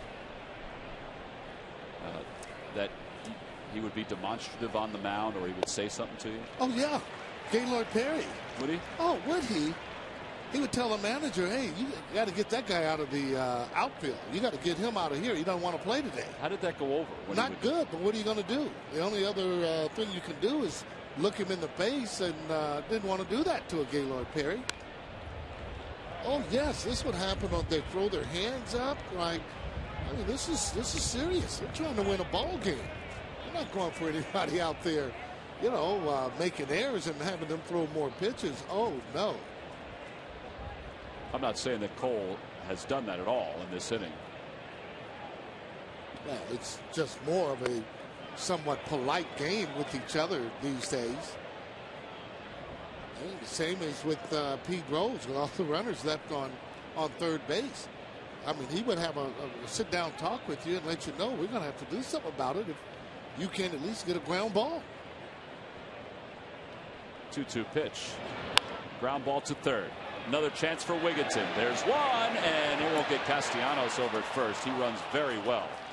So they do get the middle runner as Loney went in hard on Fontenot. And 2 outs. Tuesday, June 19th at 7:05, the Phillies will begin a 3-game series against the Colorado Rockies. That's the series right after this long road trip that they have coming up. And Thursday the 21st is the MLB Network Drawstring Backpack, free to all fans. Get your tickets now by going to Phillies.com.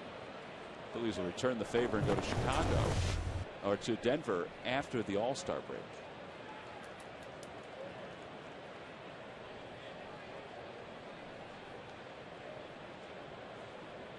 Got to keep an eye on Castellanos over at first because he does have good wheels. Has good wheels. They're trying to make him a second baseman. Outfielder by trade, and actually put him back out there. He was in that Furcal deal there, where he went to St. Louis. Furcal, shortstop. Well, you can see why they wanted him. I mean, his arm, even though he has that error, is very strong, and he's got very good speed. That's some upside. You know, and when you're trading for Cal, you got to do your homework. You got to make sure that you get a player that not only can play, but that can be able to help you out and help you out soon.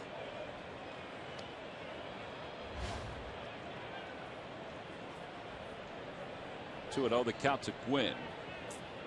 Surprisingly, we mentioned the other day, he's their leading hitter with runners in scoring position. He's got a guy at third, a guy at first. It's one of these players. He takes a lot of pitches and just comes from a family of not swinging at a lot of bad pitches.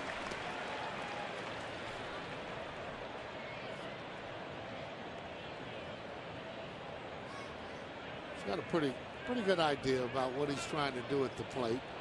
You know, no home runs. He knows he's not a home run hitter, so therefore, you know, he's trying to hit just line drives. His dad was able to turn on some balls.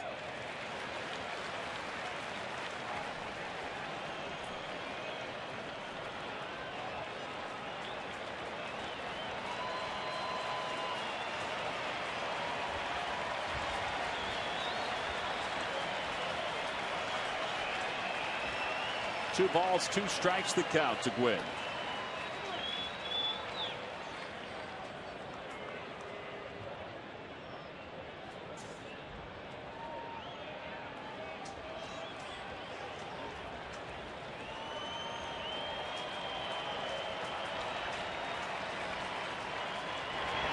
Swing and a miss. He got him with a changeup. Well, he went soft, and softer to Tony Gwynn. And Hamels picks up his 4th strikeout of the day. It's an unearned run that scores against Hamels here in the 4th inning. See that changeup grip and the changeup pitch that takes us to the bottom of the 4th.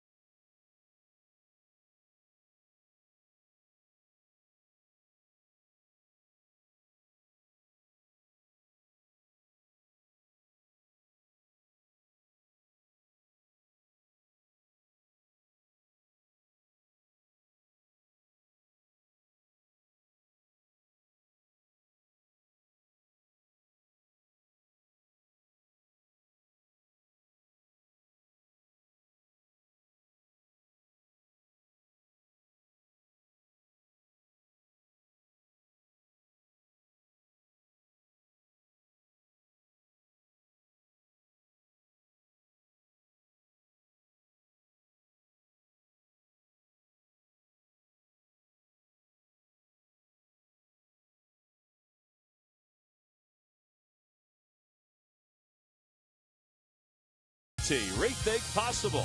Thomas Jefferson University Hospital. Call 1-800-JEFF now for an appointment. And by Nissan's National 10 event. For a limited time, get bonus cash on Altima and Rogue. Visit ChooseNissan.com or your local dealer today. bottom of the fourth. It's 3-1. Phillies on top. And it'll be Brian Schneider to lead it off for the Phils. Then Cole Hamels and Jimmy Rollins. Phillies up by 2. Against right-hitter Aaron Harang. And Schneider hits one in the air to right center field. Playable for Castellanos. 1 out. 1 pitch, 1 set aside. Saturday, June 9th from 11:30 until 1 o'clock. That's this Saturday at the Market and Shops at the Comcast Center. A free event will take place featuring the first public reading of the Fanatics' new book, The Phillie Fanatics Friendly Games. Kids will have the chance to get their caricature by the book's illustrator, Len Epstein. The Fanatic and Phillies ball girls will be there, plus other surprises. For more information, go to Phillies.com/playdates. Hamels singled his last time up. Sarge will be in Chicago this weekend. Yeah. Page's graduation. Middle school graduation. They call it junior high or middle school? Middle school. Hold down the fort while I'm gone there, would you? We'll try to do our best without you. You and Wills. And Murph. Don't forget Murph. And Murph, yeah. By the way. 2-2 the count. Murph seemed to be doing a little blushing out there on that interview. What do you think? I think he was caught off guard, but happily caught off guard. Well, yeah. I mean, a great cause, obviously. Rounded to first, scooped up by Loney. And it's 3 unassisted. 2 outs.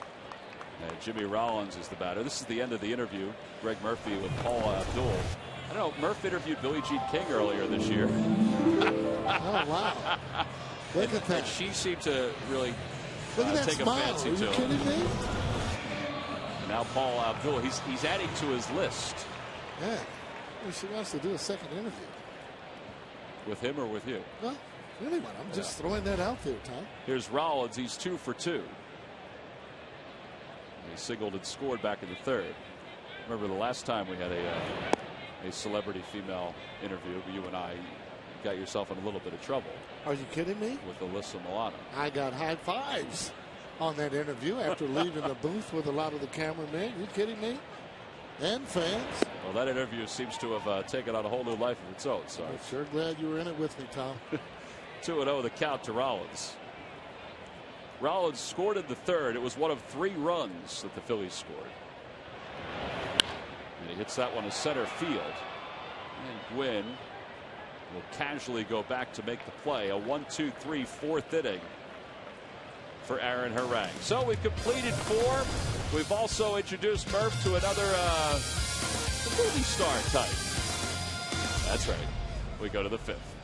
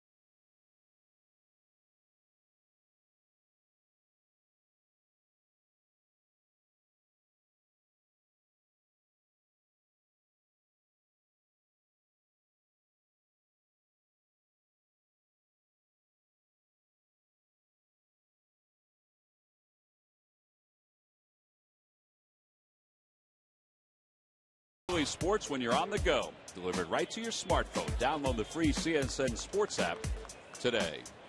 I mentioned yesterday, if you had that CSN Sports app, you could have followed what Jim Salisbury was reporting down at Bright House Field in Clearwater with Ryan Howard and Chase Utley in extended spring games. We go to the fifth. It's 3-1 Phillies. Matt Trainer, Aaron Harang. Then the top of the order for the Dodgers. Hamels has allowed an unearned run so far in this ballgame. And a change up down and away, 2-0. That wasn't a bad pitch. Wow, this becomes really a huge ball game, and especially the way that the Washington Nationals have been playing. Just can't afford to keep giving up ground. Got to be able to start to win some series yourself. Fly ball to shallow right center. It'll carry out to Pence. And there's one out. Well, speaking of that game, Sarge, on our Toyota Major League scoreboard, we take a look and see that the Mets have jumped out to an early 2-0 lead. Lucas Duda has 2 extra base hits and 2 RBIs for the Mets. And you're right, you know, we're past the third point of the season. Yeah. And the loss column 8 is at 8 right now. So the Phillies have 8 more losses than the Nationals do. And at this point. That's huge. You know, that becomes very huge. You got to catch up to the loss column before you can even do anything at all. Phillies have played 58 games. This is their 59th. And the Nationals are playing their 55th game. So it's not even that the Phillies have any control over those other 4 games that the Nationals still have to play. You know, they have to sit back and watch and hope somebody else beats the Nationals. Well, I think, though, with the parity that you have in that National League East, that's going to happen, but you just have to be in the position to capitalize on it. Called strike 3 to Harang. 5th strikeout for Hamels. Charlie said last night, he said we're kind of whacked up. Not whacked out. We're kind of whacked up right now. Meaning injuries? Well, everything. Injuries, not playing well. And as he said, we have to start playing well. He goes, I know I've said that before, and it's true. I mean, but today, aside from the Wigginton errors, they've run the bases better today. Yeah, well, that should just be automatic to be able to do that, running the bases. I mean, that should be a daily thing. And again, first and third is just huge because it sets you up in a way where a lot of times you don't need a hit in order to be able to get that run in. Which we saw. Yeah, we saw the ground ball by Pence and the fly ball by Wigginton. That scored 2 runs. Yeah, and then what's going to happen?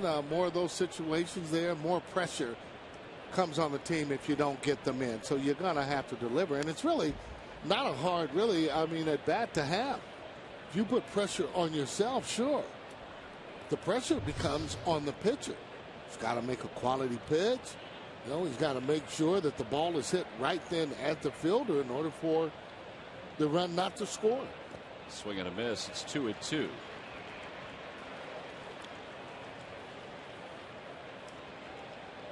Yeah, Gordon seems to be a little bit overmatched here with the way Hamels is throwing, and it should be. Veteran players should be able to do that to the youngsters. To the right side, Mayberry lingers. It tossed to Hamels. Bare hands makes the play. What a play by Cole Hamels to get there before D. Gordon, but then to use the bare hand instead of the glove. And it's the final out here in the 5th inning. 1, 2, 3 go the Dodgers.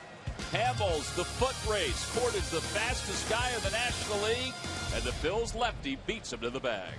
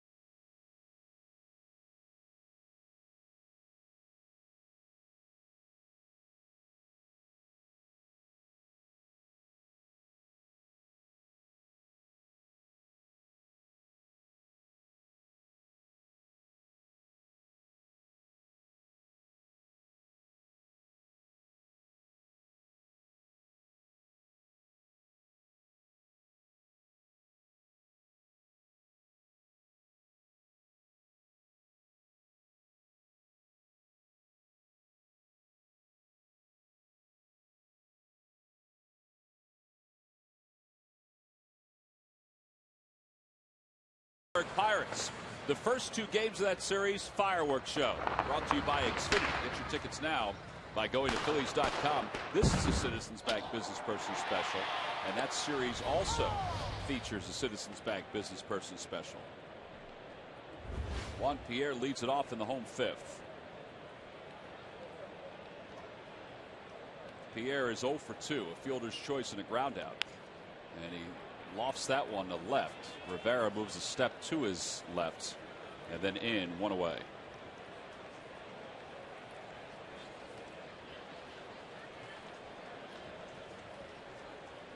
Some of our youngest fans in cowboy boots, cowboy hat. Very athletic play. Take a look at it. Barehanding the ball, and you got to step on the bag at the same time. You can see Cole, though, is saying, hey, lead me here, but he doesn't panic. Great shot, guys, on that leg going right there, foot, I should say, right on the bag there.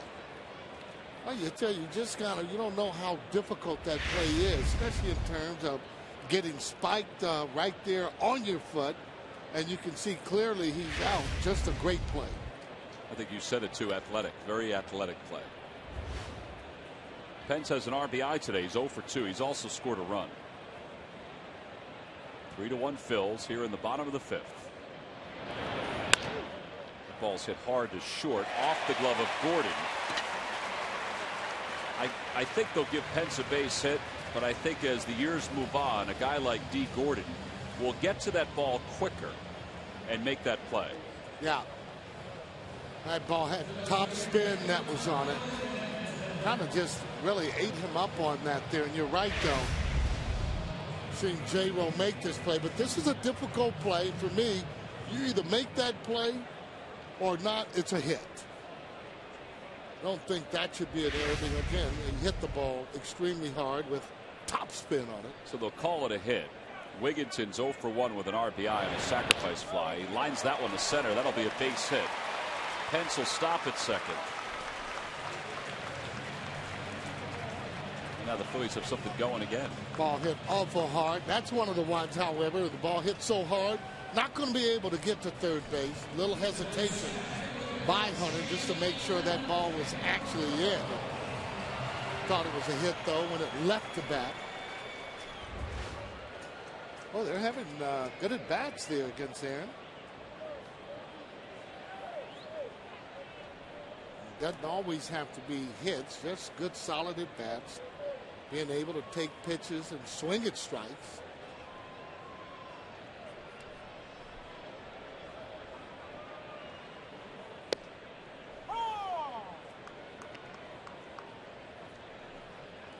You're in Cincinnati there, 16-11, 216 strikeouts. He ended up leading the league in wins and strikeouts.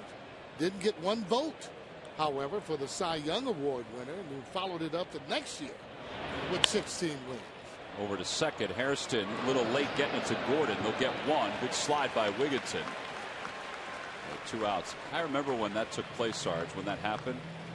And Harang didn't say a whole lot. He's kind of a quiet guy. But I think a lot of folks around baseball, once the votes came out, were surprised that he didn't get any kind of recognition. I'll grant it that maybe you don't have to win the award, but not to get one vote.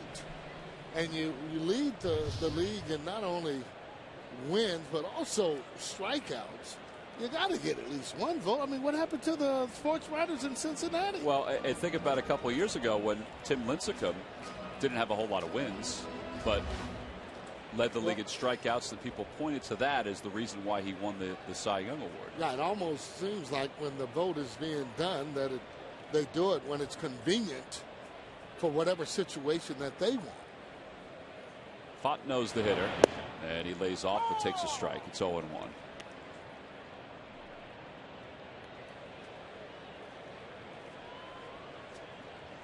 Fontenot's 2 for 2. He's got Pence over at third, Victorino at first.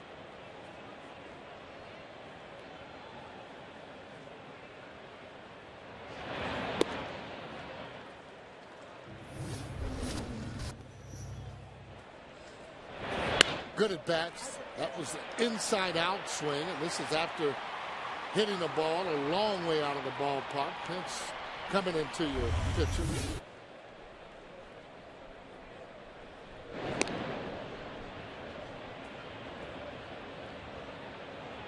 Well, the one thing, though, that Fontenot has done since any time that he plays, he'll be playing a little bit more now, but he's been giving you good at-bats. He's been in the good part of the bat on the ball, not just swinging wildly at pitches. Do you think against right-handers he'll get most of the at-bats, and against lefties it'll be Michael Martinez? Well, I think it depends. I mean, Charlie sometimes will even let Juan Pierre hit against some of the left-handers. I think it's on how they're actually going. Well, Charlie will look at the numbers some, see what different guys are doing against certain pitchers. But I see no reason. I mean, the way that Fontenot is hitting, not a good shot at it. Juan Rivera's a long run with D. Gordon, and Gordon makes the catch to finish off the Phils here in the bottom of the fifth. They do get a couple of base runners. They leave 2. We've completed 5 here in Philadelphia.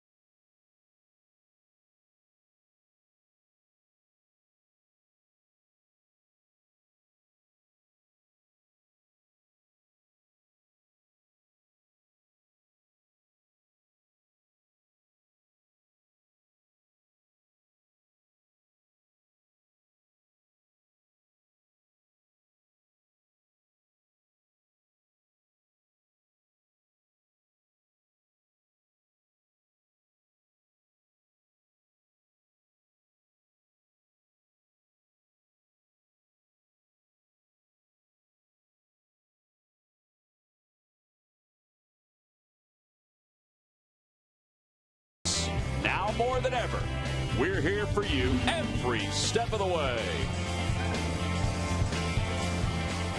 Well, Murph's friend was out of the field with the Fanatic, Paula Abdul, to her song Opposites Attract, and I guess that would be the right subject for the Fanatic and Paula Abdul. Not a lot of people or a lot of mascots that could actually pull that off, I should say, but he did it. Let's see if the Fanatic can get on. Watch out, Paula. Well, watch for the tail. That's right. Oh, he says, yeah. Herrera fouls the first pitch back, and it's no balls and 1 strike as we start the 6th. She came to the ballpark today to promote prostate awareness research, and she's been involved with more than she thought. Yeah, well, that's how you have people remember you by doing things like that. Herrera bunted at that one. I guess he pulled it back because it's 1 ball and 1 strike. Kind of like that skit where he brings the helmet out and kind of smashes it. Yeah, that Dodger helmet. Tommy Lasorda's in the hospital in New York City because of a mild heart attack, so maybe he didn't want to do that. Tommy's a good friend. Tommy's a good friend, and obviously pulling for him to get well soon. Sure, those 3 victories, though, have made him feel a lot better that the Dodgers have gotten so far. A little high with a 94-mile-an-hour fastball from Hamels, 2-2.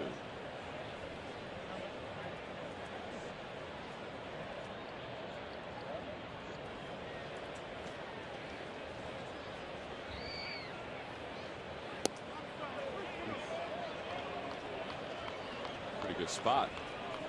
3-2 the count. Always tell when pitchers want a particular pitch. Well, if I were him, I would have wanted that pitch. Yep. Rivera's on deck. And ball 4. So Herrera with a leadoff walk here in the 6th. And that's the first walk issue today by Cole. Left fielder Juan Rivera. Cole was not pleased after that pitch was down in the strike zone.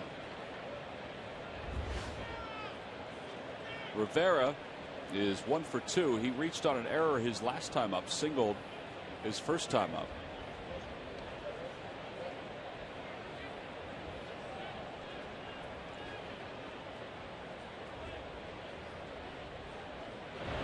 Grounded toward the hole, another base hit. So first and second with nobody out here in the 6th inning. I got to tell you, this is a fast infield, meaning when that ball is hit, it is right up on the fielders. That one through the hole all the way. No chance to get it. Well, Rich Doobie's going to go out to the mound to chat with Cole.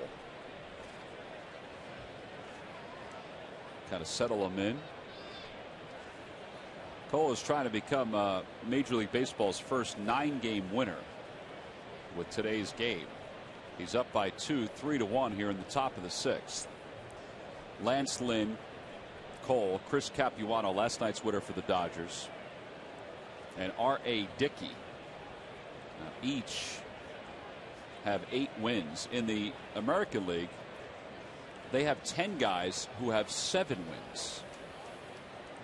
So that's why we say he'd be Major League Baseball's first 9-game winner. So first and second, nobody out, and Jerry Hairston Jr., the most unlikely of cleanup hitters, is batting cleanup today for the Dodgers. Yeah, I think he's hitting cleanup, though, just because of that average coming into the game. 352, 348 right now. Well, it might be a situation where you want that, and no, he isn't. Fourth hitter to maybe bunt that ball, get the runners in scoring position. But obviously, he's been seeing the ball pretty good. And, you know, you don't usually ask your 3, 4, 5 guys to bunt the ball. Last week we saw his brother Scott bat cleanup, his younger brother Scott bat cleanup, and I think you can say that he's more likely than Jerry to be a number 4 hitter, but still isn't the prototypical 4 hitter. Yeah, only his second time this year that he's hit cleanup.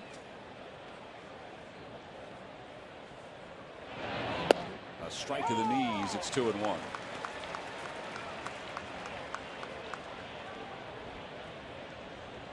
I think too, it's just more of a, I don't want to say just a prestigious thing to be able to hit fourth, but usually it's your guy with the most power on your team. Be able to get the ball out of the ballpark. Hairston more of a singles type hitter. Pretty good eye at the plate.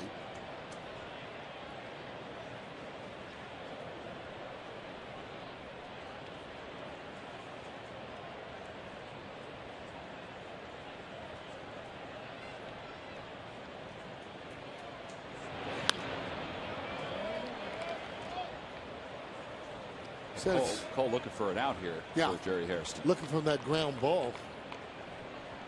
You ask Jerry Hairston what he wants to do when he's through playing. Unlike a lot of other players, can't really see his hands, but he wants to be a hand model. Yeah. Says he has good hands. How does he know? He's been doing it already, Tom. Down the left field line. What is he, George Costanza? I mean, seriously, how does he know that he's got good hands? Well, I'm sure that he's been around people and he's done some of that before. I mean, there's been, they do commercials with hands. Did you ask him if he could give you a recommendation? No, Tom. No. No, I am comfortable, like I've said, in my skin. I just thought that was a little odd. It is odd for me. Off the end of the bat. Shallow center field. Not a routine play by any stretch. Rollins is there. No infield fly rule called. 1 out. And Loney will be the hitter. Host your next corporate or social event at Citizens Bank Park. The ballpark offers a variety of unique spaces and on-site catering available year-round for many types of functions, both large and small. Take advantage of all the ballpark has to offer. Tours, fan and visitor usage. Call the special events department at 215-218-5100. If you want to hire Jerry Hairston to do any kind of hand modeling, he's available. Not for me. No. I was just kind of mentioning, I mean, what he wants to do when he's through playing. You thought maybe coach or well, relax? That's what I'm thinking. Maybe that or get into broadcasting or whatever. And he's always felt that he was somewhat of a model. Told him he was a little short for that. Then he went with the hands.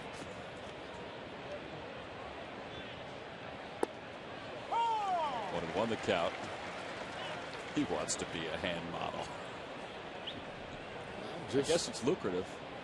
You go down and you talk to players. You never know what they're going to say. You never know what they're going to say.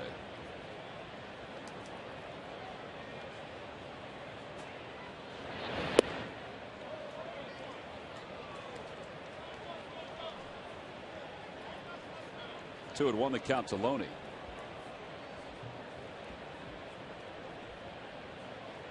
Loney's singled. He's also grounded back to the box. Oh, looking still for that ground ball. Looking for that double play.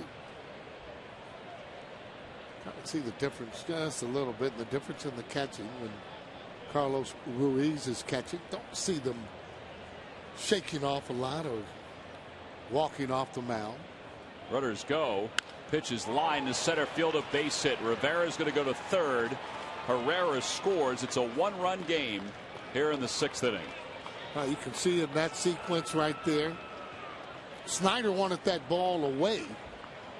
Hamels kind of shook him off. He got the pitch he wanted, which was inside. Loney driving that ball right up the middle. Almost an inside-out swing. See exactly where he's setting up there. And that ball there, well, he's going to throw it in. And it goes away a little. If he gets it further in, maybe broken bat, maybe not even a single. More part of the play, you end up getting a base hit. Well, bullpen action now for the Phillies. Qualls is starting to throw here in the sixth. Hamels is at 95 pitches or thereabouts.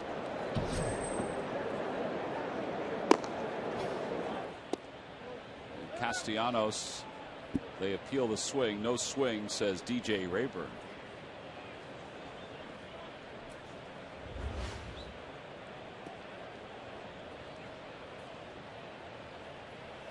So Rivera leads off third. Loney, who now has 4 hits in 2 games, leads off first. And it's 1-1.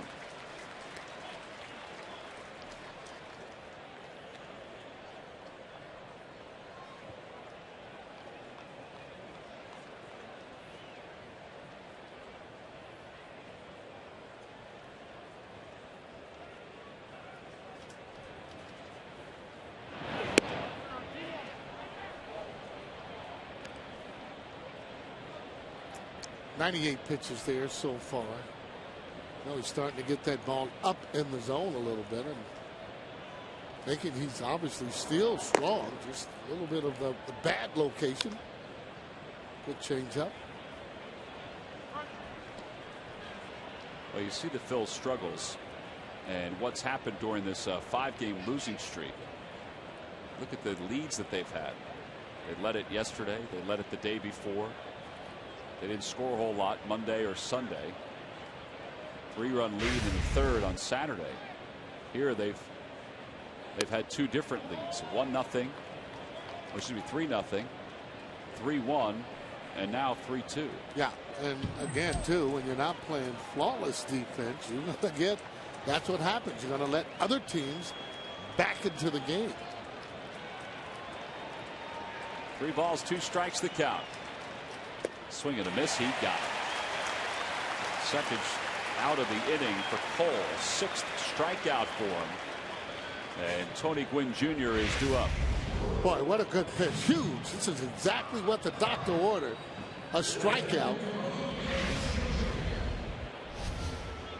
not out of the woods as of yet. Needs to really get Tony Gwynn Jr. out and be able to get there in that dugout and still have the lead. Maybe tack on a few more. Gwynn is 0 for 2. He's flied to left. He is struck out.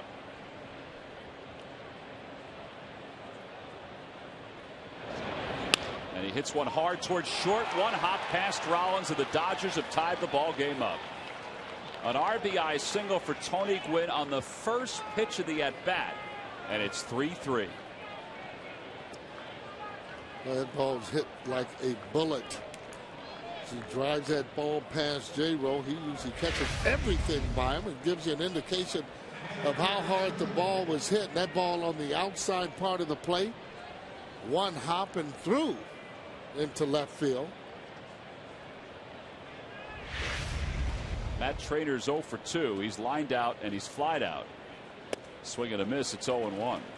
So a brand new game here in the 6th inning. We've said that often during this 5-game losing streak.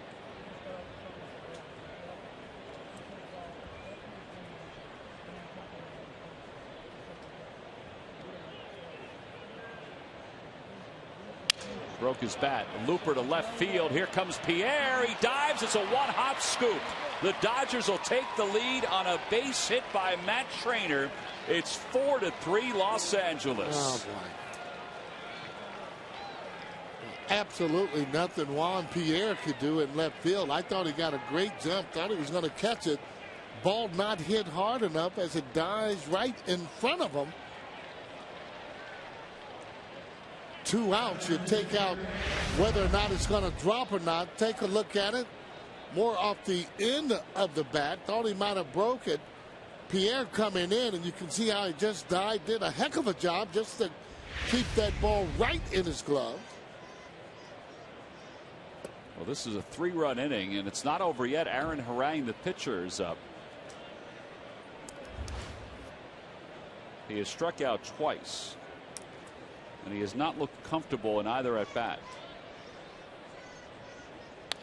Opposite way, foul ball, thankfully.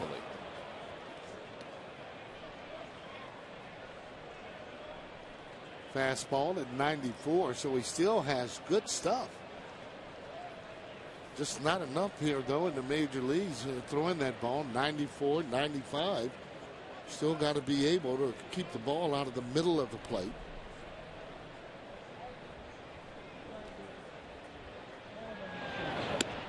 Runner goes. The pump. Wins caught off third. They've got him in a rundown.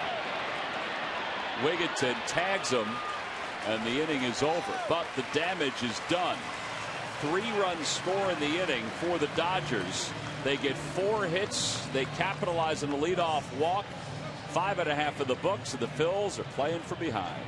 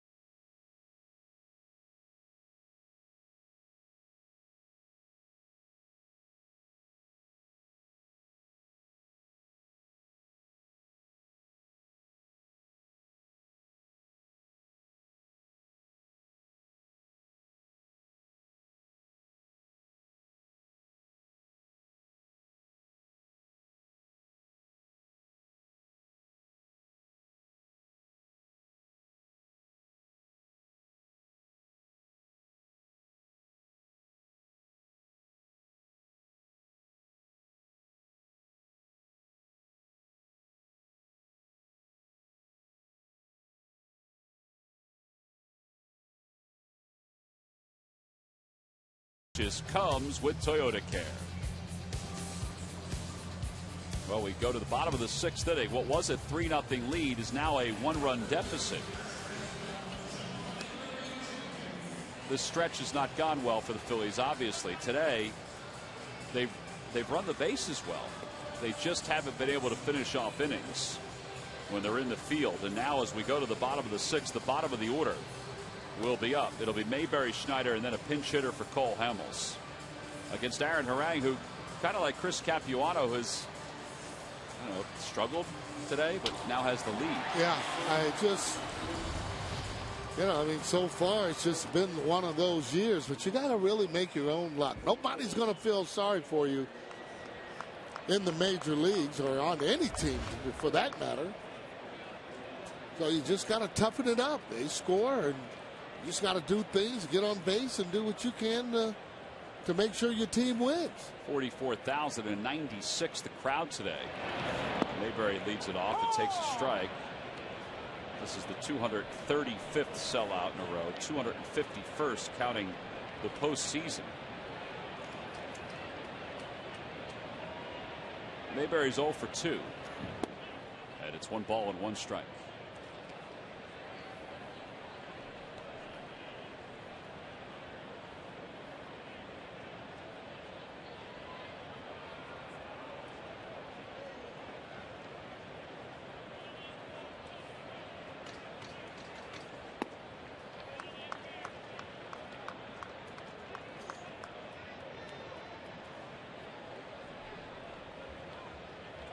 Mayberry in a hitting count here. See what kind of swing he'll have and whether or not he'll get a fastball from Aaron Harang.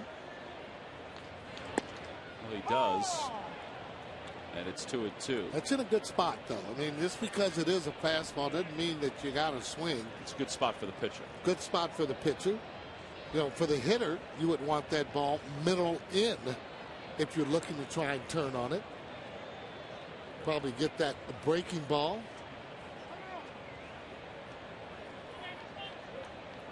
Harang feeling pretty good about himself.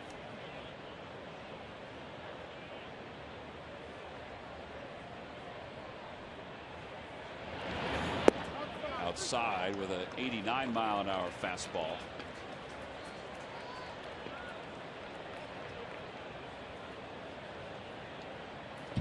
Schneider's on deck, and Tomey's on the stairs to pinch hit.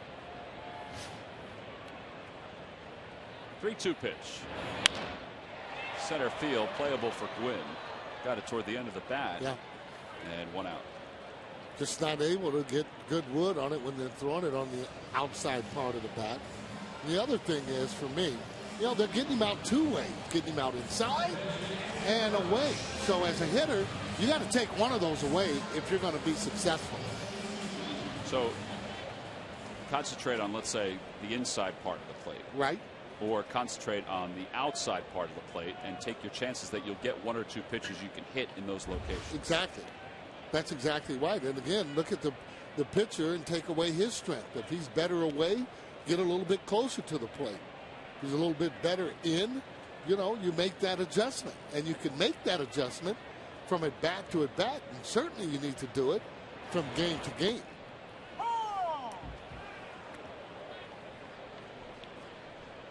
Schneider today is 0 for 2. He struck out and flied out.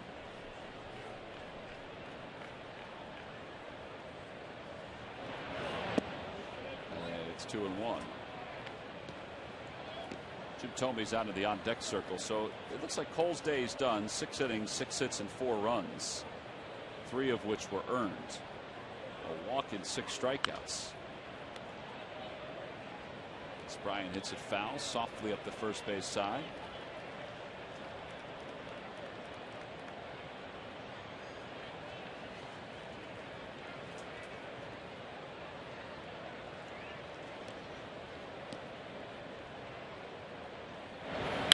Off the end of the bat, fly ball to left center field, and Tony Gwynn will take it away from Juan Rivera. One looked more comfortable than the other going after it. So 2 away. Jim Thome will be the batter. Coming up at 5, Michael Barkett and Phillies top sports writers talk about the dismissal of Eagle president Joe Banner and the current state of the Phillies. Watch the best talk of Philly sports on Daily News Live tonight at 5, only on Comcast Sportsnet.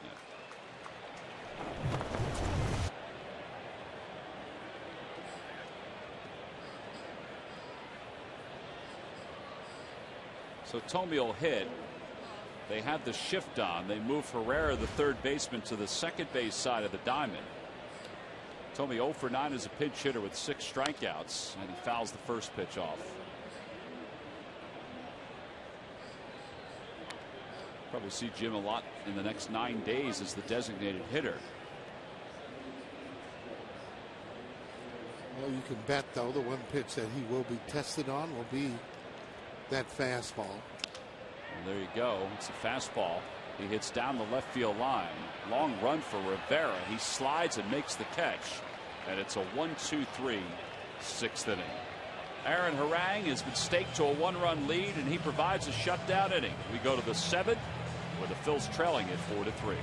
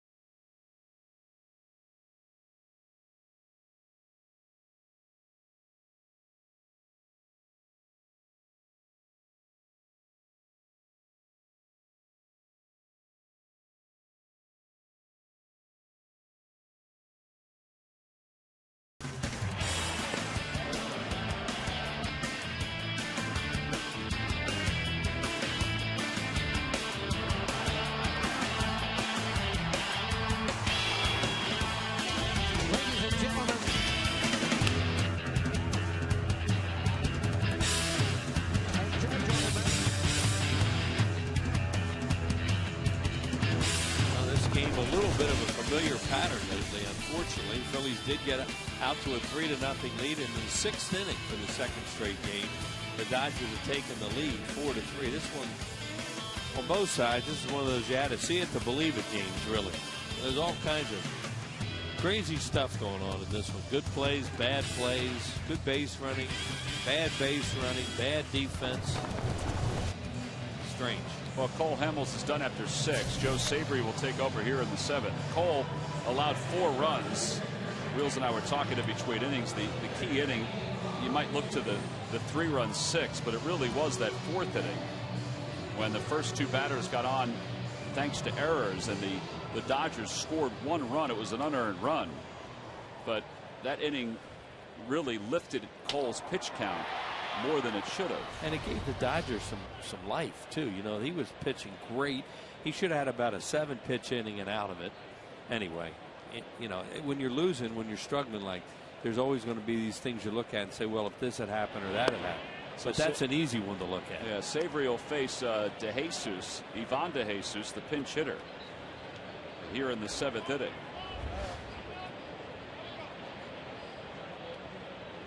De Jesus will pinch hit for Harang.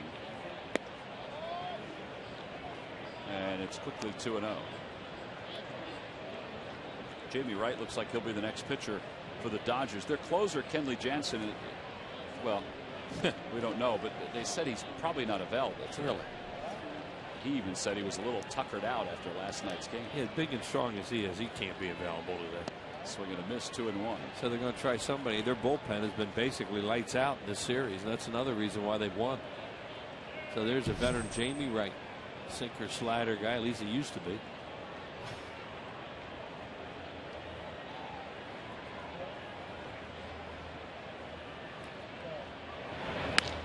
Off the hands, a one-hopper to Fontenot. Throws out to Jesus. 1 out now in the top of the 7th inning. And to the top of the order for D. Gordon.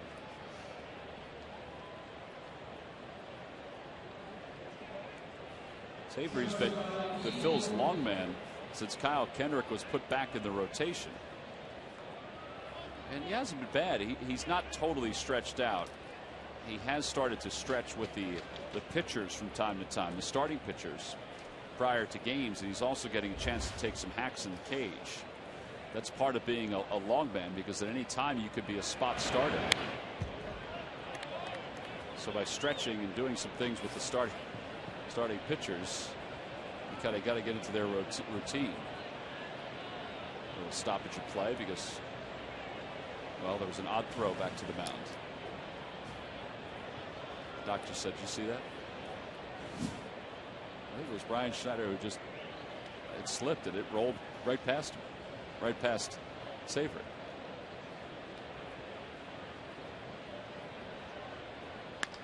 Over to second base. Fontenot has to hurry and does. 2 outs. Herrera is due up. And while we have a moment, let's check in with Greg Murphy, who has a very special announcement. Murph, take it away. Well, thank you very much, T-Mac. Yeah, staying out here in front of the Phillies Wall of Fame. And today the organization announced that the newest member will be going up on the wall on Friday, August 10th. And he is former Philly catcher Mike Lieberthal. He'll be the 34th person to go up on the Wall of Fame. Of course, Levy played 13 years with the Phillies, 14 in Major League Baseball. He's the all-time leading catcher for the Phils organization in home runs, in hits, and games caught. He was a Gold Glover, and he also was a 2-time All-Star. So on Friday, August 10th, he will be honored before that game and be a member of the Wall of Fame out here in center field at Citizens Bank Park. Yeah, we talked about that era of the 93 guys that were probably going to start going, and we saw John Kruk last year. Well, this is a little beyond the 93 era. This is closer to the era of this ballpark. Yeah. In Mike Lieberthal. And he had a heck of a career. He really did. It finished up with the Dodgers, of course, but he had a very good career with a 275 lifetime average, as Murph said, a Gold Glover and a 2-time All-Star, and 150 home runs. And although the teams weren't all that great, Murph, for a catcher, he was around for a long time. He really was. And, you know, I was surprised to see that he was the all-time leader for the franchise in games caught. But if you stop to think about it, 13 seasons behind the plate. He was a relatively durable guy as well. So he did have a real good career in Philadelphia. He'll join 2 other catchers up here on the Wall of Fame. Of course, Bob Boone and Darren Dalton already up on the wall. Herrera fouls it away. It's 1 ball and 2 strikes. And it was a tough year, too. I mean, list-wise, there were some very talented guys. Jim Constanti, Kurt Schilling, of course. Talk about 93. Yep. Kurt has a lot of things going on outside the world of baseball right now that he's probably got to concentrate on as next year or so moves on. I'm sure he'll be up on that Wall of Fame in the near future. Jim Constanti, I know you watched a lot when you were younger. What a great player he was. Yeah, he was. You know, great pitcher. Yeah, I didn't get to see him much, but I heard a lot about him, like we all have, and he evidently was an amazing guy. A little low. Was a relief pitcher for the Whiz Kids. Was the most valuable player in the league. There was no Cy Young back then, and because Robbie had to pitch so many innings to win the final game of the season for them to win the pennant, he started the first game of the World Series to Jim Constanti, even though he'd been in the pen all year. Here's the 3-2 from Savory. Another foul ball, and it remains 3-2. Robin Roberts said that game was 10 innings when Sisler hit the home run, I'm pretty sure. But anyway, he pitched all 10, of course. That's amazing. In the final game of the season, he's still out there pitching 10 innings. Big deal. Well, the fact that Jim came in and pitched as a spot starter in the World Series. Yeah, and lost maybe 1-0. Go look it up. Wasn't it 1-0? Yeah. Yeah. Here's the payoff pitch. walked again. Boy, this guy has really had a series. He got that 6th inning started with a leadoff walk. 2-out walk here in the 7th. These lucky fans are today's Citizens 7. They will receive a prize pack, compliments of Citizens Bank. Citizens Bank with the most 7-day branches in the Philadelphia area. To find a branch near you, visit citizensbank.com. Jim Constanti allowed 1 run over 8 innings. And he had been in the bullpen. Vic Raschi beat the Phillies in that game 1-0. Phillies had 2 hits. The Yankees had 5. Game was probably 2 hours and 5 minutes old. Yeah, they don't have the time on here. It was, of course, at Connie Mack Stadium. The next game, they lost 2-1, and Robbie did pitch that one. And DiMaggio homered off him in the 10th inning, and Robbie was in the game. Why was it 3 of their 4 losses were by 1 run? Yes. In the 50 World Series? Except for the 4th game. They lost 5-2. So they were swept in that series, but those games were pretty competitive. Yeah. 3 out of 4 1-run losses. Juan Rivera takes strike 1, 0-1. But there's Robbie going out there and pitching 10 more innings. And DiMaggio was evidently, that was a bit near the end of his career, and he hit a big home run. There's that. You look at that Ballantyne. Oh, that is, boy, memories. Gene Mauch standing there. The Ballantyne scoreboard in right center. Boy, that makes you think of your youth, my youth. Towards shortstop, Rollins will have to hurry to make the play, and he does. That's a nice play by Jimmy to set and fire to second to meet Fontenot at the bag. 6-4 on the putout. Time to stretch here in Philadelphia, and the top of the order is due up.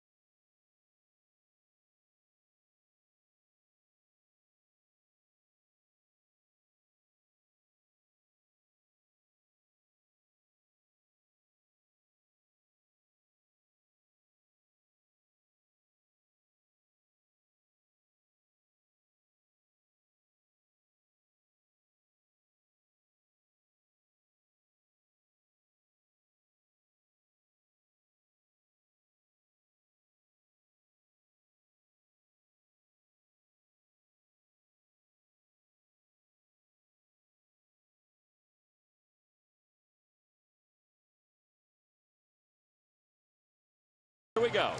Name the 3 teams other than the Dodgers that LA first base coach Davey Lopes played for as an MLB player. Remember, I told you I knew 2, right? Yes. I'm still there, I think. Let's go with, well, right out of the chute, he went to Oakland, and then Dallas took him with the Cubs. Yep. And I don't know where he went after that. That was quick. Let's see if I can give you a hint. Yeah, go ahead. Well, I can't really give you a hint. Went to the Astros. Okay. Oh, man. How long did he play there? 86 and 87. Is that right? I don't remember that. I was going to give you a. I couldn't give it to you. No.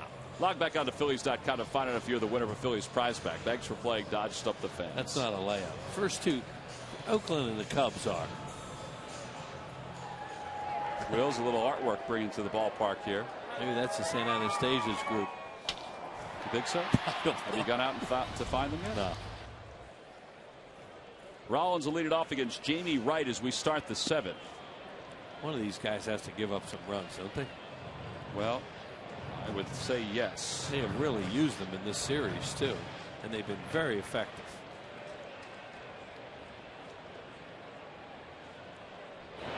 Rollins takes a strike. Jimmy today is 2 for 3. Jamie Wright. Here's one of those guys you didn't think you'd see again. 2-2 this year, 5.01 earned run average.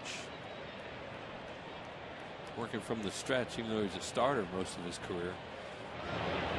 Began his professional career in 1993. Yeah, a long time ago. The Arizona League Rockies. Signed as a free agent in February of this past year. Last year pitched for Seattle. Did we see him last year with Seattle? I think we may have seen him. Yeah. He was 2-3 with a 3.16 ERA in 60 games. Not bad. I think we did see Jamie Wright. I think we did. Brought that up. He may have started a game. He has been with the Rockies, of course. That's where he made his major league debut in '96. He's also been with Milwaukee, St. Louis, Kansas City, the Rockies again, the Giants, the Rangers, the Royals, the Indians, the Mariners, and now the Dodgers.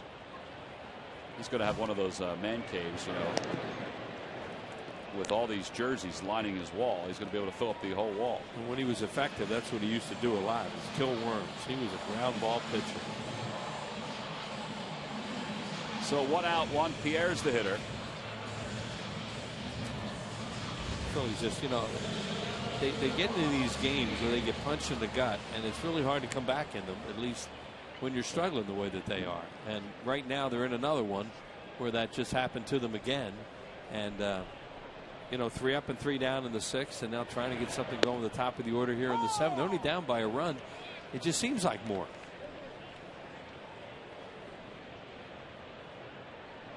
Pierre's 0 for 3. A fielder's choice, a ground out to the mound, a fly out to left. And it's 1 ball and 1 strike to Juan. 1 for 11 in the series.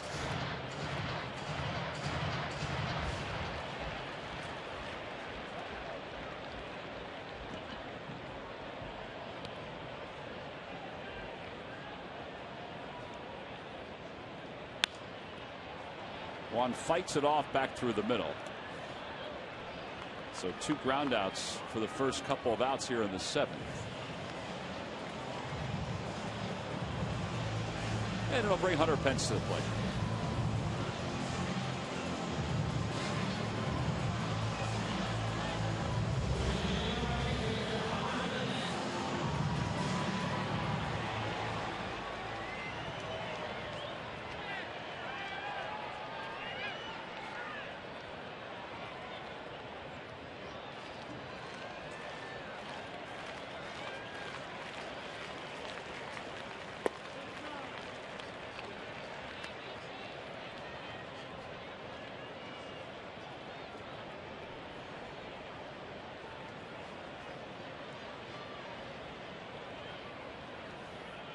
Pence has got an RBI today, a run scored, reached on an infield single, and now reaches on a single to center.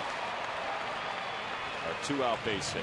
So he has 2 hits and 4 official at bats, and that'll bring Wigginton to the plate.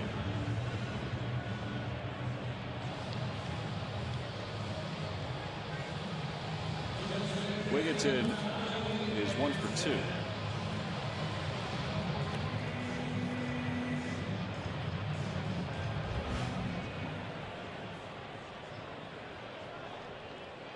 Mets are still shutting out the Nationals 3-0.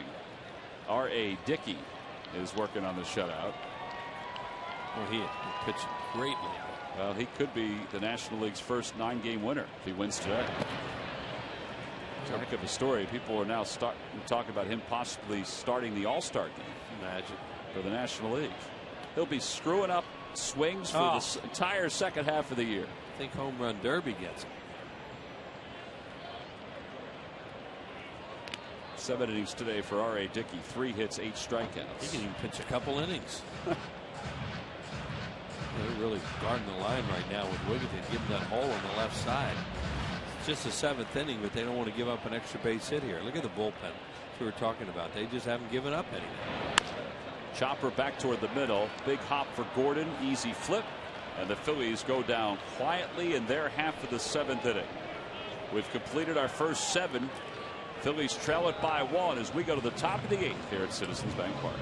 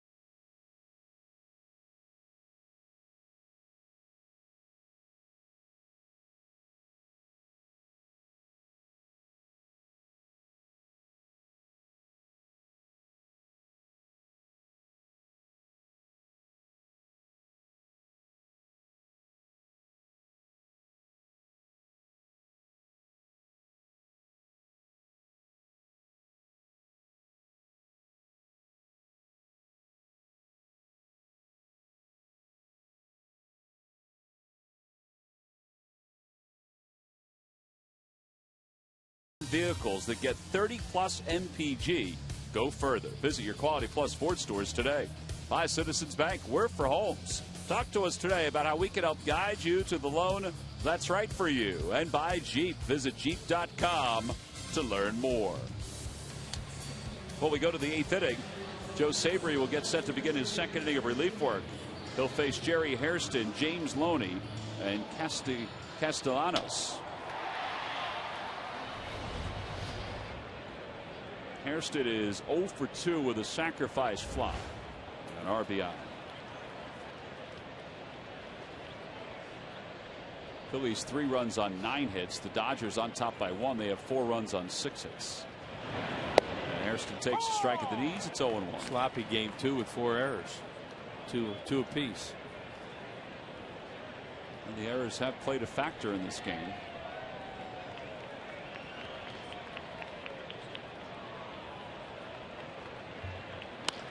To right field, that'll drop for a base hit for Hairston. Pence gets on it quickly, and Hairston holds up at first.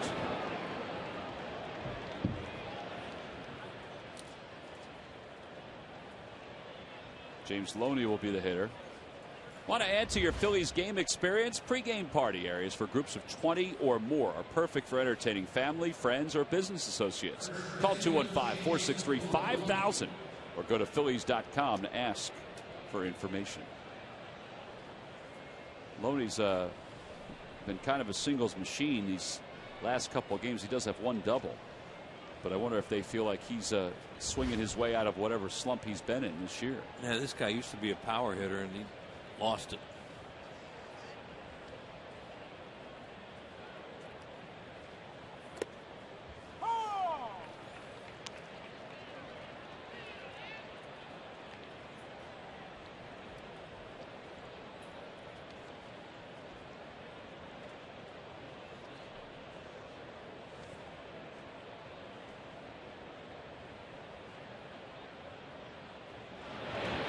Back toward the middle, knocked down by Savory. Still has a chance at getting the runner at first.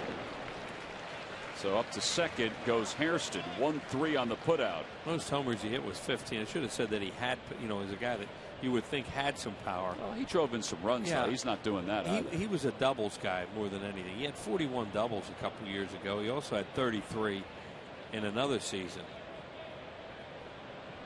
I mean 35 in another season. So, more of a doubles hitter than a guy you thought about power, but he could hit home runs.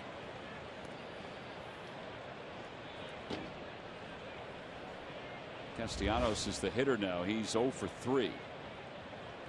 Needless to say, the Phillies can't give up any more runs, or would like to not give up any more runs. So we talked about it. We talked about it the other day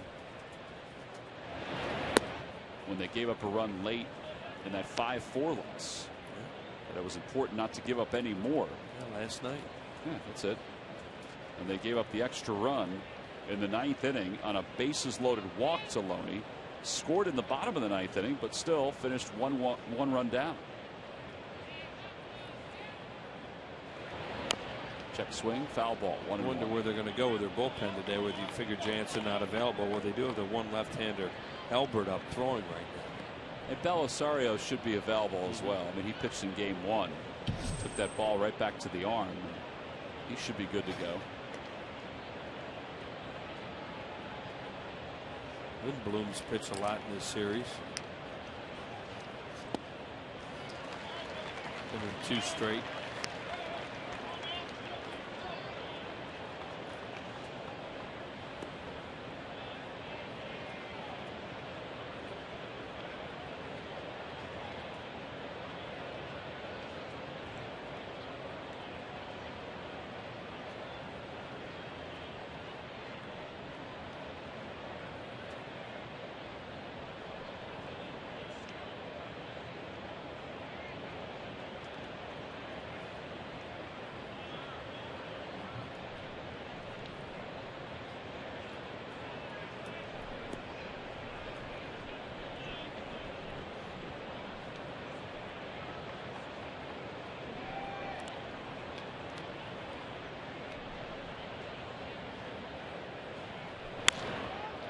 To center field, playable for Victorino.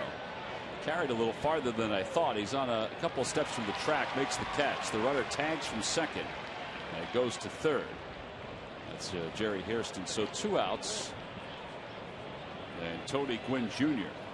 will come up.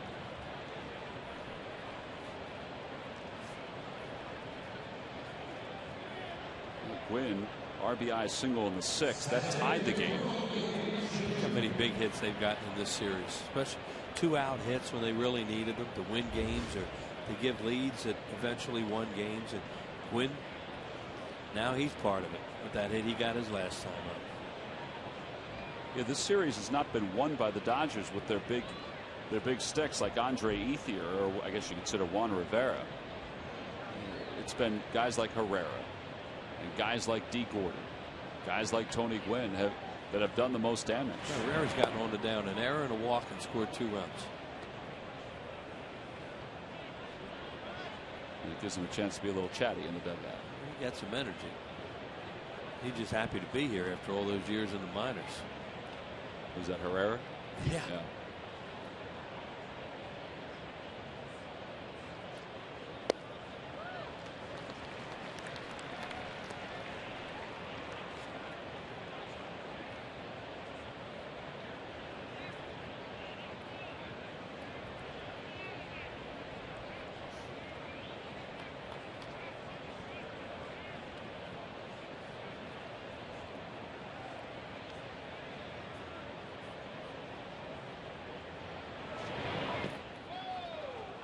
Schneider keeps it in front of him. The runner doesn't advance. 2-1 the count.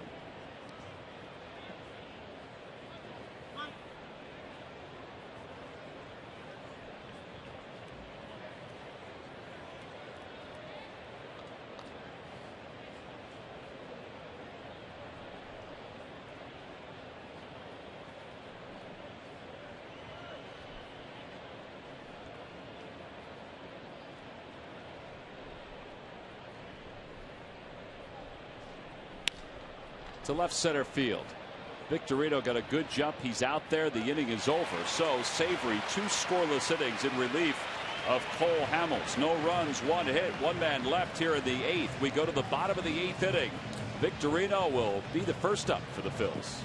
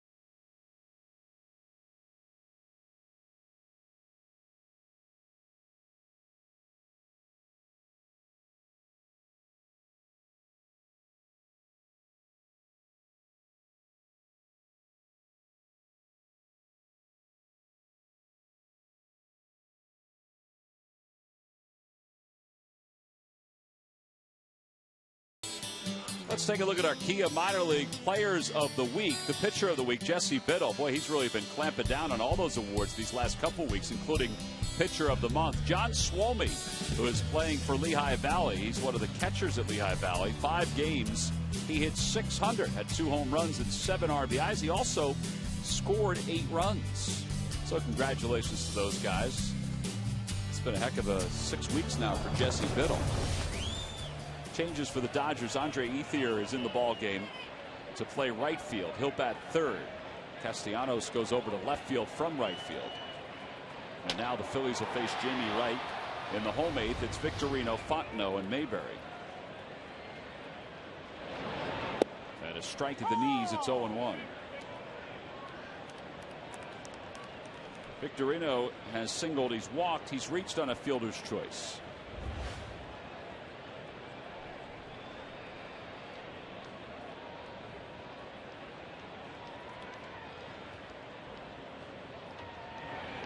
Off the end of the bat to left field. It's going to hang up there.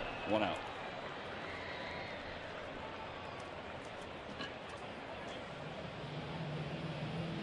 And here's Mike Fontenot. Phillies haven't scored since the third. That's when they scored all 3 of their runs.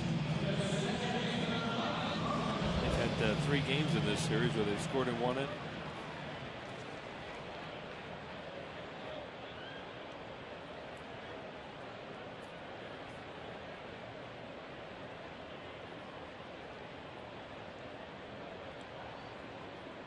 Fontenot today is 2 for 3. Takes a breaking ball inside. 1 ball and no strikes.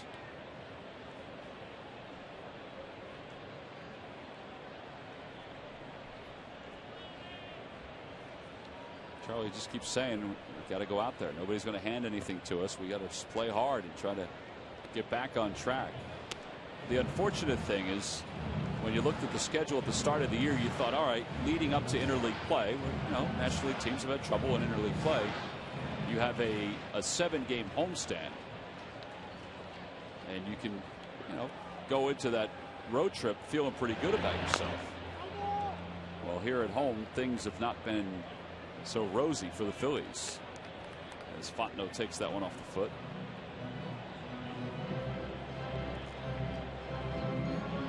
They're tied for the fewest home wins with the Braves, but the Braves are 12-11. They haven't played anywhere near as many games at home as the Phillies have.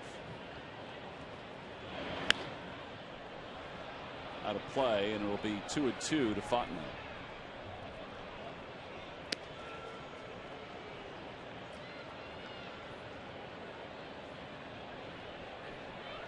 Interleague play will begin this weekend again.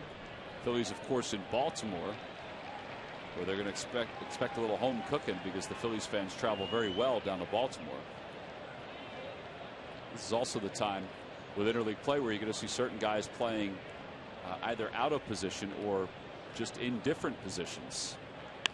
As Fontenot lines another hit to right field. He has 3 hits today. Yeah, you also deal with the DH, so there's very little strategy in the games. Well, the Phillies feel like they have more of an advantage this year because Jim Thome could be the DH. That guy better hurry up and get back to his seats. He's not going to have anything left. I guess he wants to stop for a chat. Huh? Either that or he got caught in the sun. Hurry up. Hurry up. He either had a really long walk with him. Just give her both of them. Oh, that stuff's melting fast. I can imagine the comment is going to head his way in a minute. Thank you, but really, hun. Mayberry takes a strike. It's 0-1. How about the Angels this year, this weekend? You see what they're going to do? See who they're going to have play third? Oh, yeah, Pujols. Albert Pujols. Yeah, I saw that. I mean, he played third for the Cardinals early on in his career. How about last year? Did he play third during the playoffs? Yeah. Because Berkman was over at first for a while, wasn't he? He might have. I don't remember. Against the Phillies last year. He played third. That was the whole thing. Oh, yeah. So they could get them both in the games. All right, so maybe it's not as odd. It's still odd. Yeah, it is, but he doesn't move that well. Yeah, but he didn't hurt him down there either. Adrian Gonzalez is going to wind up playing a little more right field for the Red Sox. David Ortiz will place him first when they're in the National League cities. Breaking ball to Mayberry, and it's a strike. 0-2 the count.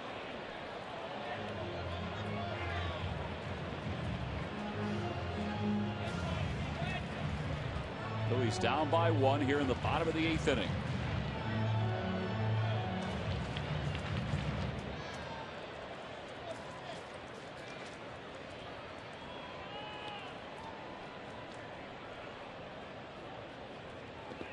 In the dirt. Trainer does a good job keeping it near him. Yeah, Fontenot's the kind of player could read it, could get to second base on a ball like that. As you said, Tommy, the trainer did a very good job of keeping that in front of him. No chance to advance.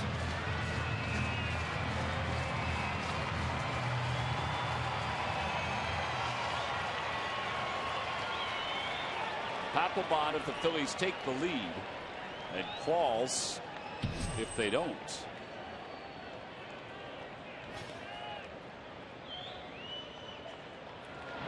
I should say Papelbon if they take the lead or tie it. Jamie Wright's the kind of guy they hope will keep the ball in the ballpark because he sinks it so much. The Phillies are hoping, as you look at Qualls and Papelbon out there, that maybe he'll elevate one, and Mayberry can elevate it even more and get Papelbon into the game. Scott Elbert is the left-hander warming up.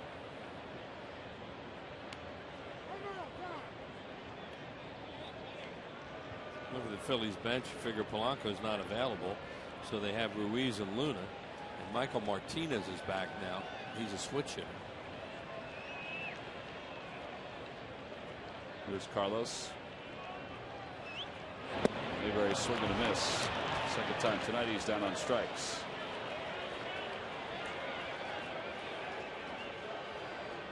John is just unable to find any kind of a consistent swing. Carlos is going to pinch hit for Brian Schneider. And now you hear the reaction.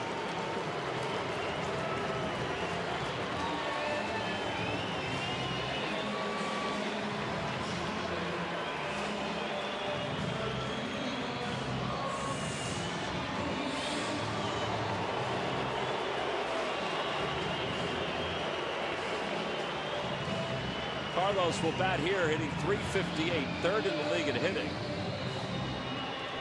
8 home runs, 32 runs batted in. Rick Honeycutt goes to the mound. Not that they're going to make any kind of pitching change. They just now got Belisario up in the bullpen. It's not like they really need a scouting report either on a guy like Carlos Ruiz, but they're going to talk it over and stall at the same time.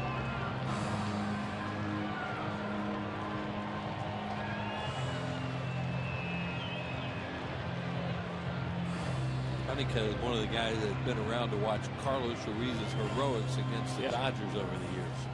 Yeah, Carlos, we talked about the other day, lifetime against the Dodgers. He's a .310 hitter. In the postseason, he is a scalding .345 hitter with a home run and 5 runs batted in. Joe Torre were here with us right now. He'd want to turn his head thinking about the things Ruiz did to his clubs. So he's up here with a tying run over at first. 2 outs in the bottom of the 8th. It's 4-3 Dodgers.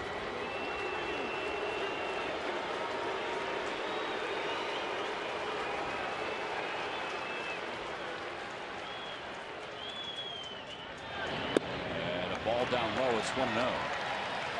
They have moved Herrera, the third baseman, virtually on the line. Look where he is. Yeah, you're not going to get a double down the line.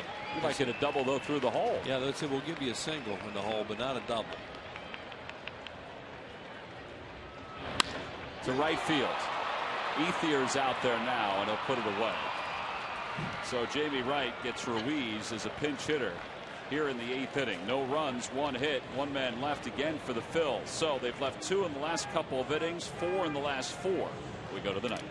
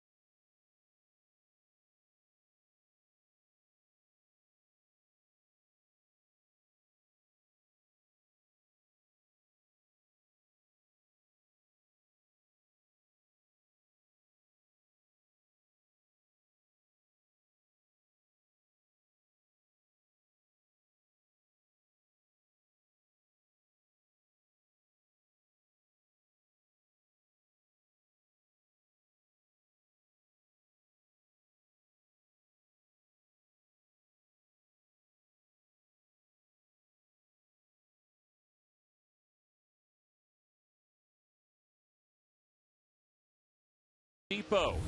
Defensive plays of the game. Well, this is a tough inning right here for Ty Wigginton. Kicks the first ground ball. Now here comes a double play ball from Rivera. Kicked that one. They got one run in that inning, but you know, Cole Hamilton was forced to throw a lot of pitches. Phillies were cruising. It was only the fourth. They were cruising 3-0, feeling good at that point, and then here we go again. Cole wound up going 6 innings today, but he is on the losing side of this ball game. Chad Qualls will pick up for Joe Savory. The Home Depot defensive plays of the game. Home Depot doing more on defense. Qualls' 25th game, 1-1, a 4.15 ERA. 24 hits and 21 2/3. He'll face Trainer, the catcher, then Bobby Abreu. In what could be his final game ever here at this ballpark. Well, I don't know. Bobby will probably play again next year. Yeah, you know, I mean, he still looks good physically. He's not swinging very well, though.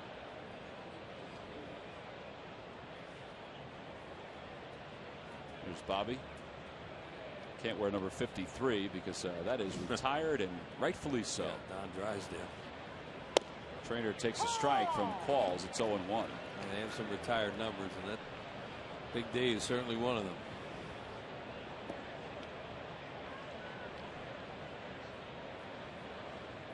Bobby's has an odd legacy here in Philadelphia. 0-1 the count. 0-2 the count. First two guys at the pen, Joe Savory and Jamie Wright, both pitched well. Savory pitched 2 scoreless. Wright pitched 2 scoreless. Belisario continues to warm in the bullpen for the Dodgers. It looks like he'll try to close out the 9th inning.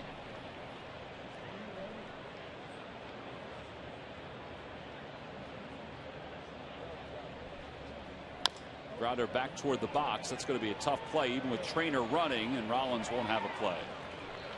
And Trainer has a 2-hit afternoon. Yeah, he's the one that hit that broken bat blooper to left field that Pierre tried to catch, couldn't get, and that gave him the lead that they still maintain.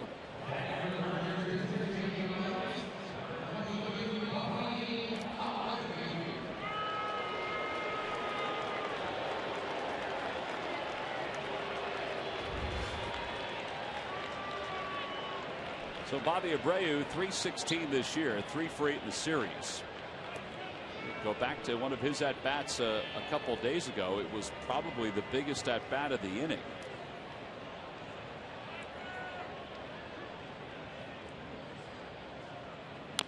That was that single to right.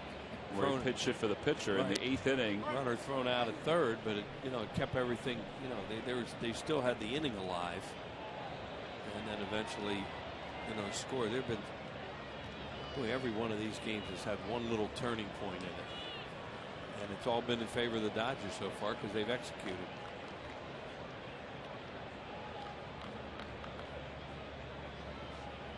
Outside, 1-1 to Abreu.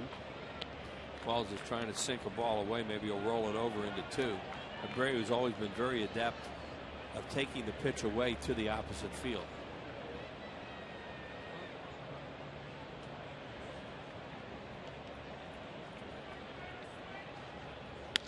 Opposite way. Here comes Pierre. It's going to drop in front of him for another hit. 4 hits in the series for Abreu. So now first and second here in the 9th inning. I would think D. Gordon's going to sacrifice here. Wouldn't you agree with that, Wheels? Yeah, try to get the extra run. He's going to sacrifice, and you better not do anything fancy down there either, because the bases will be loaded with nobody out. Don Mattingly just called him back and said something to him. It might be just get the bunt down. You know, you don't have to. We're not bunting for a base hit now. But what I mean by that is, with a guy like D. Gordon, if you start to look around, think about doing this, that, or the other thing with the bunt, next thing you know, they're loaded with nobody out because he'll just beat it out. I think they may have also asked Gordon to ask for the ball to be thrown out.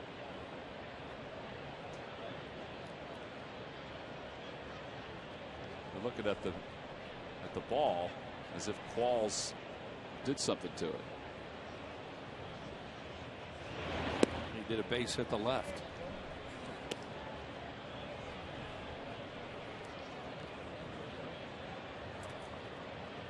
ball and no strikes the count to Gordon. You're not going to rotate or anything here, I wouldn't think. Never, you know, you have a catcher running. Outside 2-0.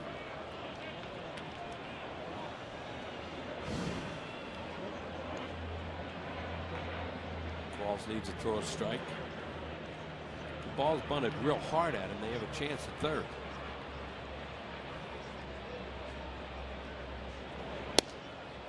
Sinker inside and low, 3-0.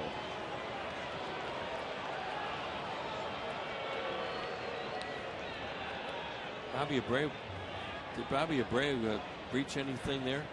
Not that I have. Yeah. The 3-0 pitch bunted on foul. So 3-1 to Gordon.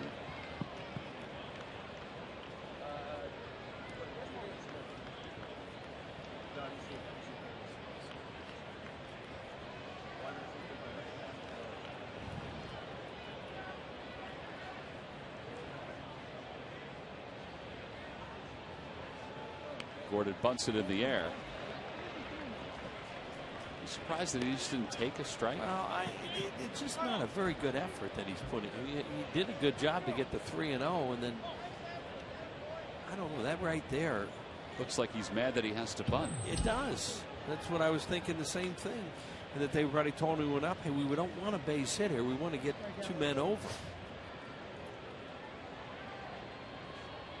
Swings away and he punches it through the hole on the left side. They'll play station to station baseball, and the bases are now loaded here in the 9th inning. And that's just the way it's going. You know, he doesn't do what he's supposed to do, and he gets a base hit. Now you got to play the infield in.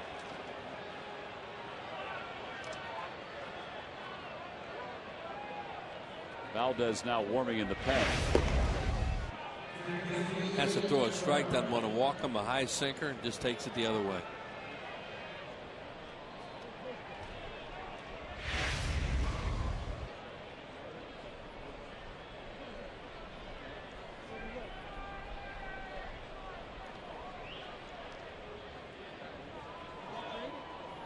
They play the infield in with nobody out. Each team now with 10 hits. Herrera the batter. No choice. And he hits that one softly back toward the middle, off the glove of Fontenot, off the glove of Rollins. A run scores. It's 5-3 LA. Once it went off the glove of Fontenot, they wouldn't have gotten Trainer at the plate. If he had fielded it cleanly, they may have gotten him, just because it's Trainer and is a catcher. Hey, it's a force play. They had a good chance to get him. I don't know if he peaked or not. Not hit very hard. It sounded like he broke his bat. Yeah, he would have gotten him. It's not a tough play at all.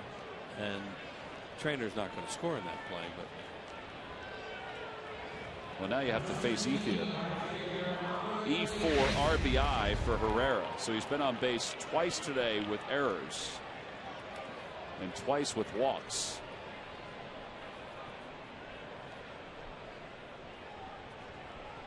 And again, the infield is in. Off the glove of Mayberry down the right field line. 2 runs at least are going to score. And now they're going to try for a third. The throw to the plate by Pence on one hop. And Herrera is out at the plates. It's 7-3 Los Angeles. And the first out has been recorded. Ethier went all the way to third. Yeah, this defense is just awful right now. They have to start. They have to give an error there and 1 RBI, at least one. Well, 1 RBI. And then you figure the rest of it, you know. It's going to say no RBI. E3, no RBI. Really? I guess he figured if it was spotted. Carlos braced himself and had plenty of time. And smushed Herrera right in the face. E3, 9-2 on the putout, no RBI. It's 7-3 Los Angeles, and here's Jerry Hairston. And he takes outside again. The infield is in. Said this many times before. I mean, there have been a lot of games. I know the Phillies are winless when they trail after 7 and 8 innings, but there have been games where they've been down by 1 going into the 9th, and they've given up more runs. It makes it even more difficult to come from behind. And today, well, today the inning speaks for itself. 4 errors.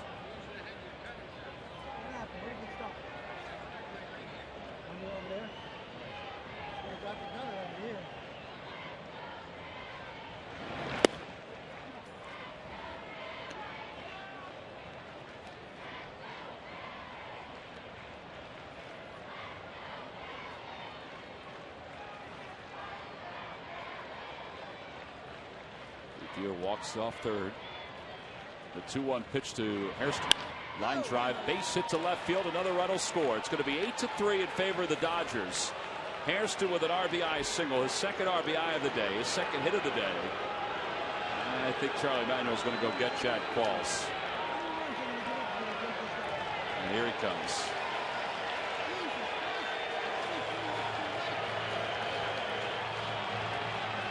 Well, this is not going to be a pleasant walk for either out to the mound or out to the back to the dugout. But Raul Valdez will take over here in the 9th inning. 4 runs have scored. It's not all Qualls' fault. 2 errors have helped this inning along.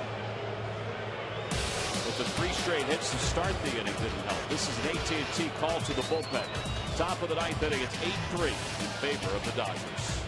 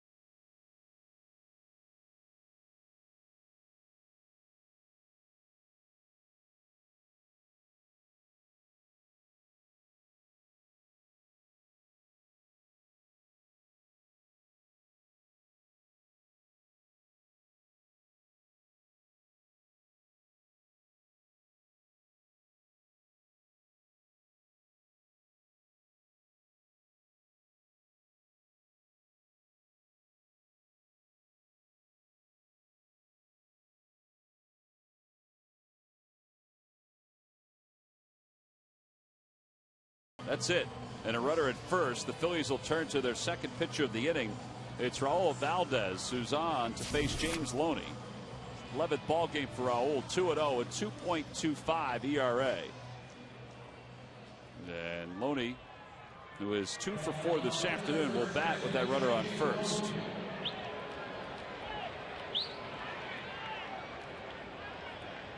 Line is not complete yet on Chad Qualls. 4 runs have scored in the inning. And they gave it 1 out. 1-0 the count to Loney.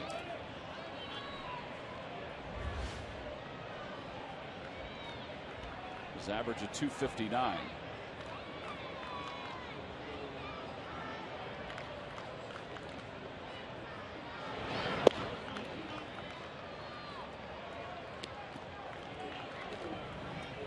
I believe Jay Dunn, the official scorer today, is changing some things about a couple of the plays. We'll let you know what those updates are once we peel them back. A breaking ball for a strike, 2-1. I didn't hear it all, but I think he may change Ethier's ball to a base hit, a 2-base hit. Why? I don't know. So that means they take the error away from Mayberry. Ball was hit hard, but it was certainly playable. So that's a double? I think, yeah. Yeah, 2-run double. Third on an error. On what error? A strike, and it's 3-2.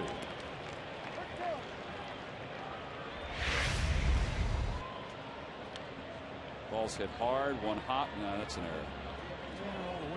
I don't know how you can give an error to allow him to go to third, though. I'm not sure what it went to third. I would have been on the throw. Swing and a miss. Loney is rung up. Second out of the inning. 2 outs.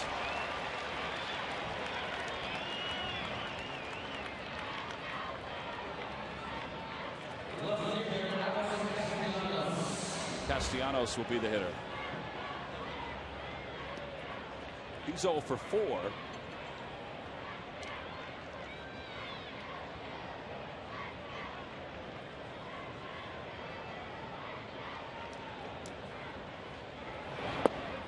Inside, 1-0.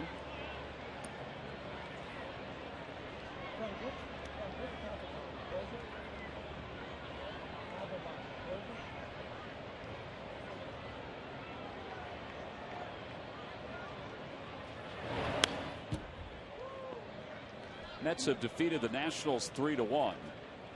R.A. Dickey the win. So the Phillies won't lose any ground if they wind up losing this game in the division. But they'd still be 8 games back in the loss column. And it's 1-2. Castellanos. R.A. Dickey now has gone 24 2/3 without allowing a run. Well, that's some roll. That story came out when he started pitching well a couple of weeks ago that he's found a different way to throw his knuckleball and he thinks it's more effective. I guess it is.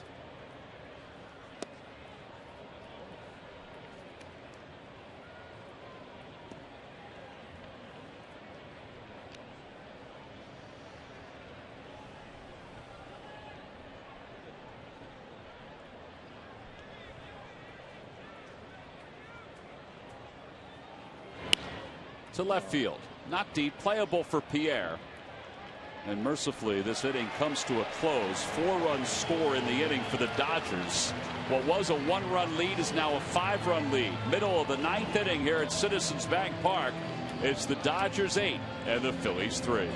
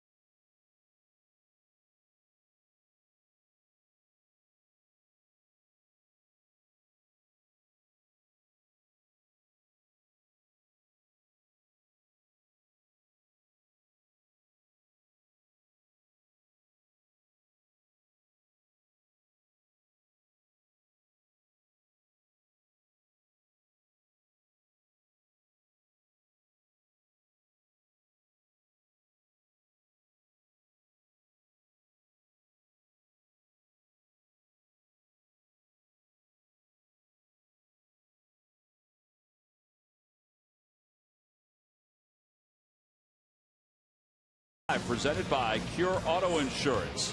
Highlights of this one, not many bright spots so far for the Phils in this one. Expert analysis and exclusive player reactions. It's Phillies Postgame Live, brought to you by Cure Auto Insurance right after the game.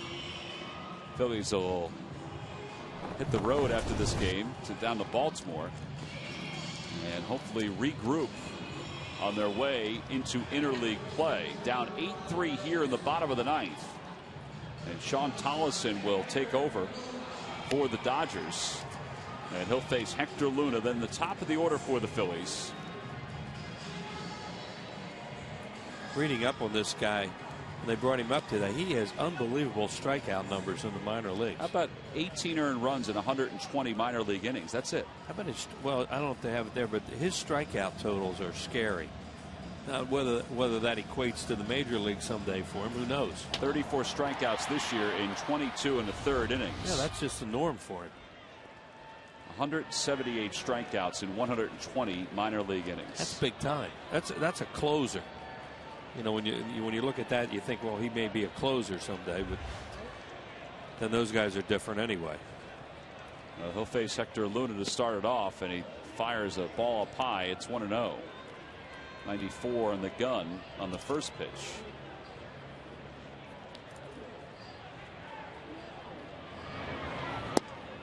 Two 2-0 the count.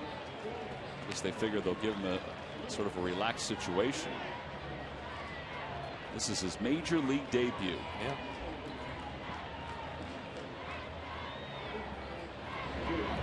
And a strike, and it's 2-1.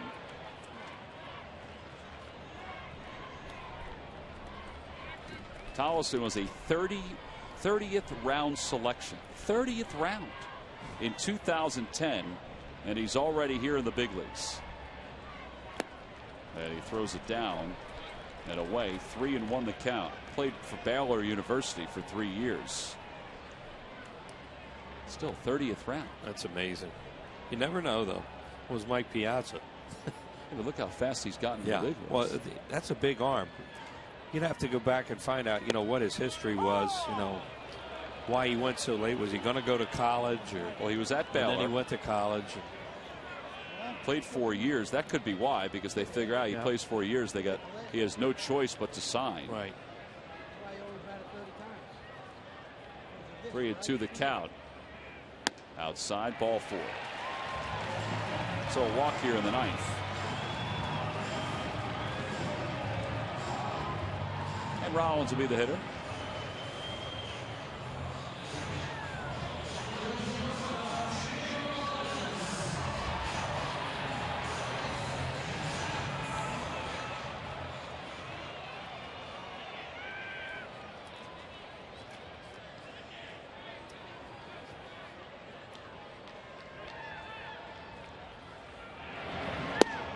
One ball and no strikes the count.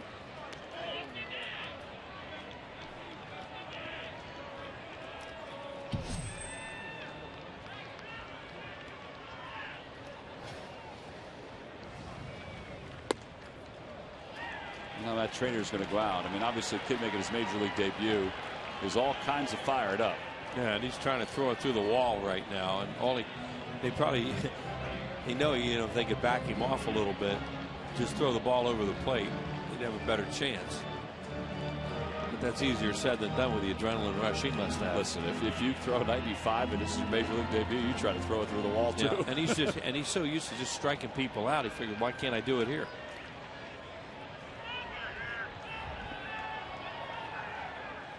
Tough motion to duplicate over and over again.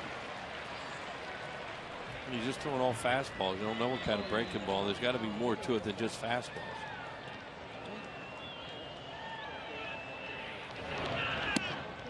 Inside, ball 4. He just walked Rollins on 4 pitches. Yeah, they're trying to get away without having to use, one of their regular guys. But as you mentioned, Belisario finally had to get up, and they may not be able to get away with it. 8-3 the score here at the bottom of the ninth inning.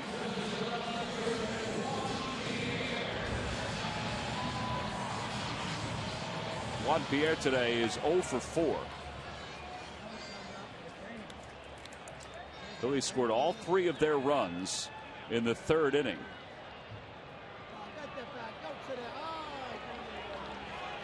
And now Don Mattingly's going out to the mound, so he may not be fooling around. He may take him out. Yeah. You may just see this. They're not going to let anything happen here to let this one get away, a 4-game sweep, which they have a very good shot at. So his day is done. We've got a pitching change here at Citizens Bank Park. It's 8-3 the score. We'll be back after this.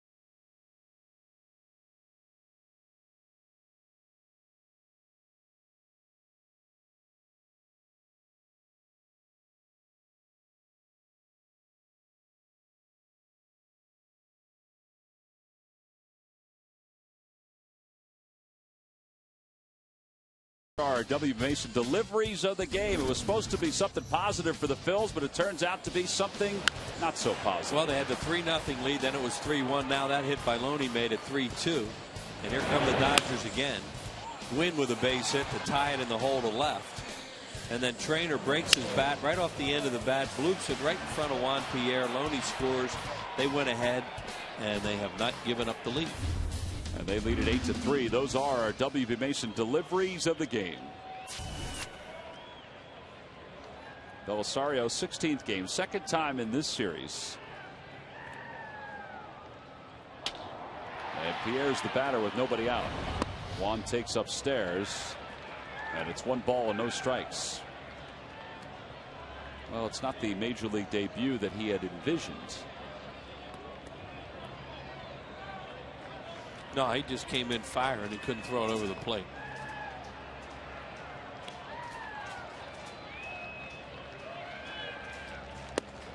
First strike in the last 2 batters. Pierre thought that was a little high. 1 ball and 1 strike.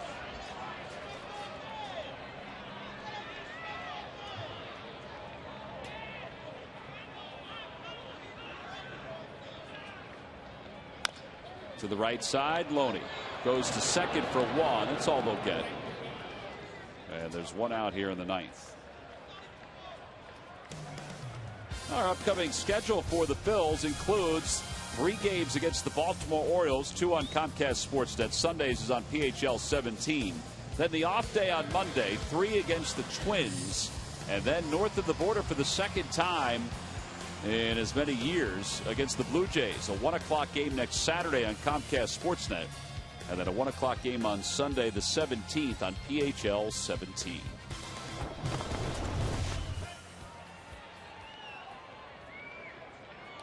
Hunter Pence, the hitter, he has 2 hits today and an RBI. Takes outside. It's 1-0.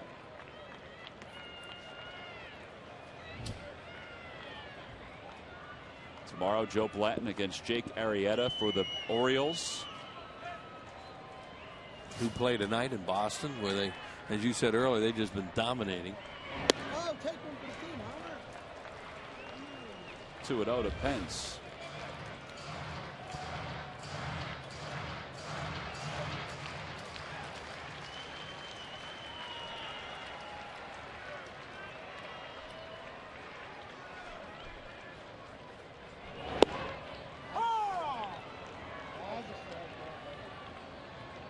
Charlie's going to be asked a lot after the game, how do you fix it? He's been asked that a lot the last couple of weeks. Right. But this is going to turn out to be, unless a miraculous comeback, a 1-in-6 homestand. And this could be the topper of that 1-in-6 homestand. It is a 4-6-3 double play. And for the first time since the 40s, The Los Angeles Dodgers have swept out the Phillies here in Philadelphia in a 4-game series. They do so today by a final score of 8-3. This turns out to be a 1-6 homestand for the Phillies as they lose today by 5 to the Dodgers. So a 4-6-3 double play hit on the nose by Hunter Pence, but right at Jerry Hairston finishes off the final game of this series. You see the totals for today's game. It wasn't clean by any stretch, but just by looking at those numbers. Phillies had a 3-0 lead at one point, but the Dodgers scored 8 unanswered runs. 8-3 the final score. We'll be back to wrap it up right after this from Citizens Bank Park.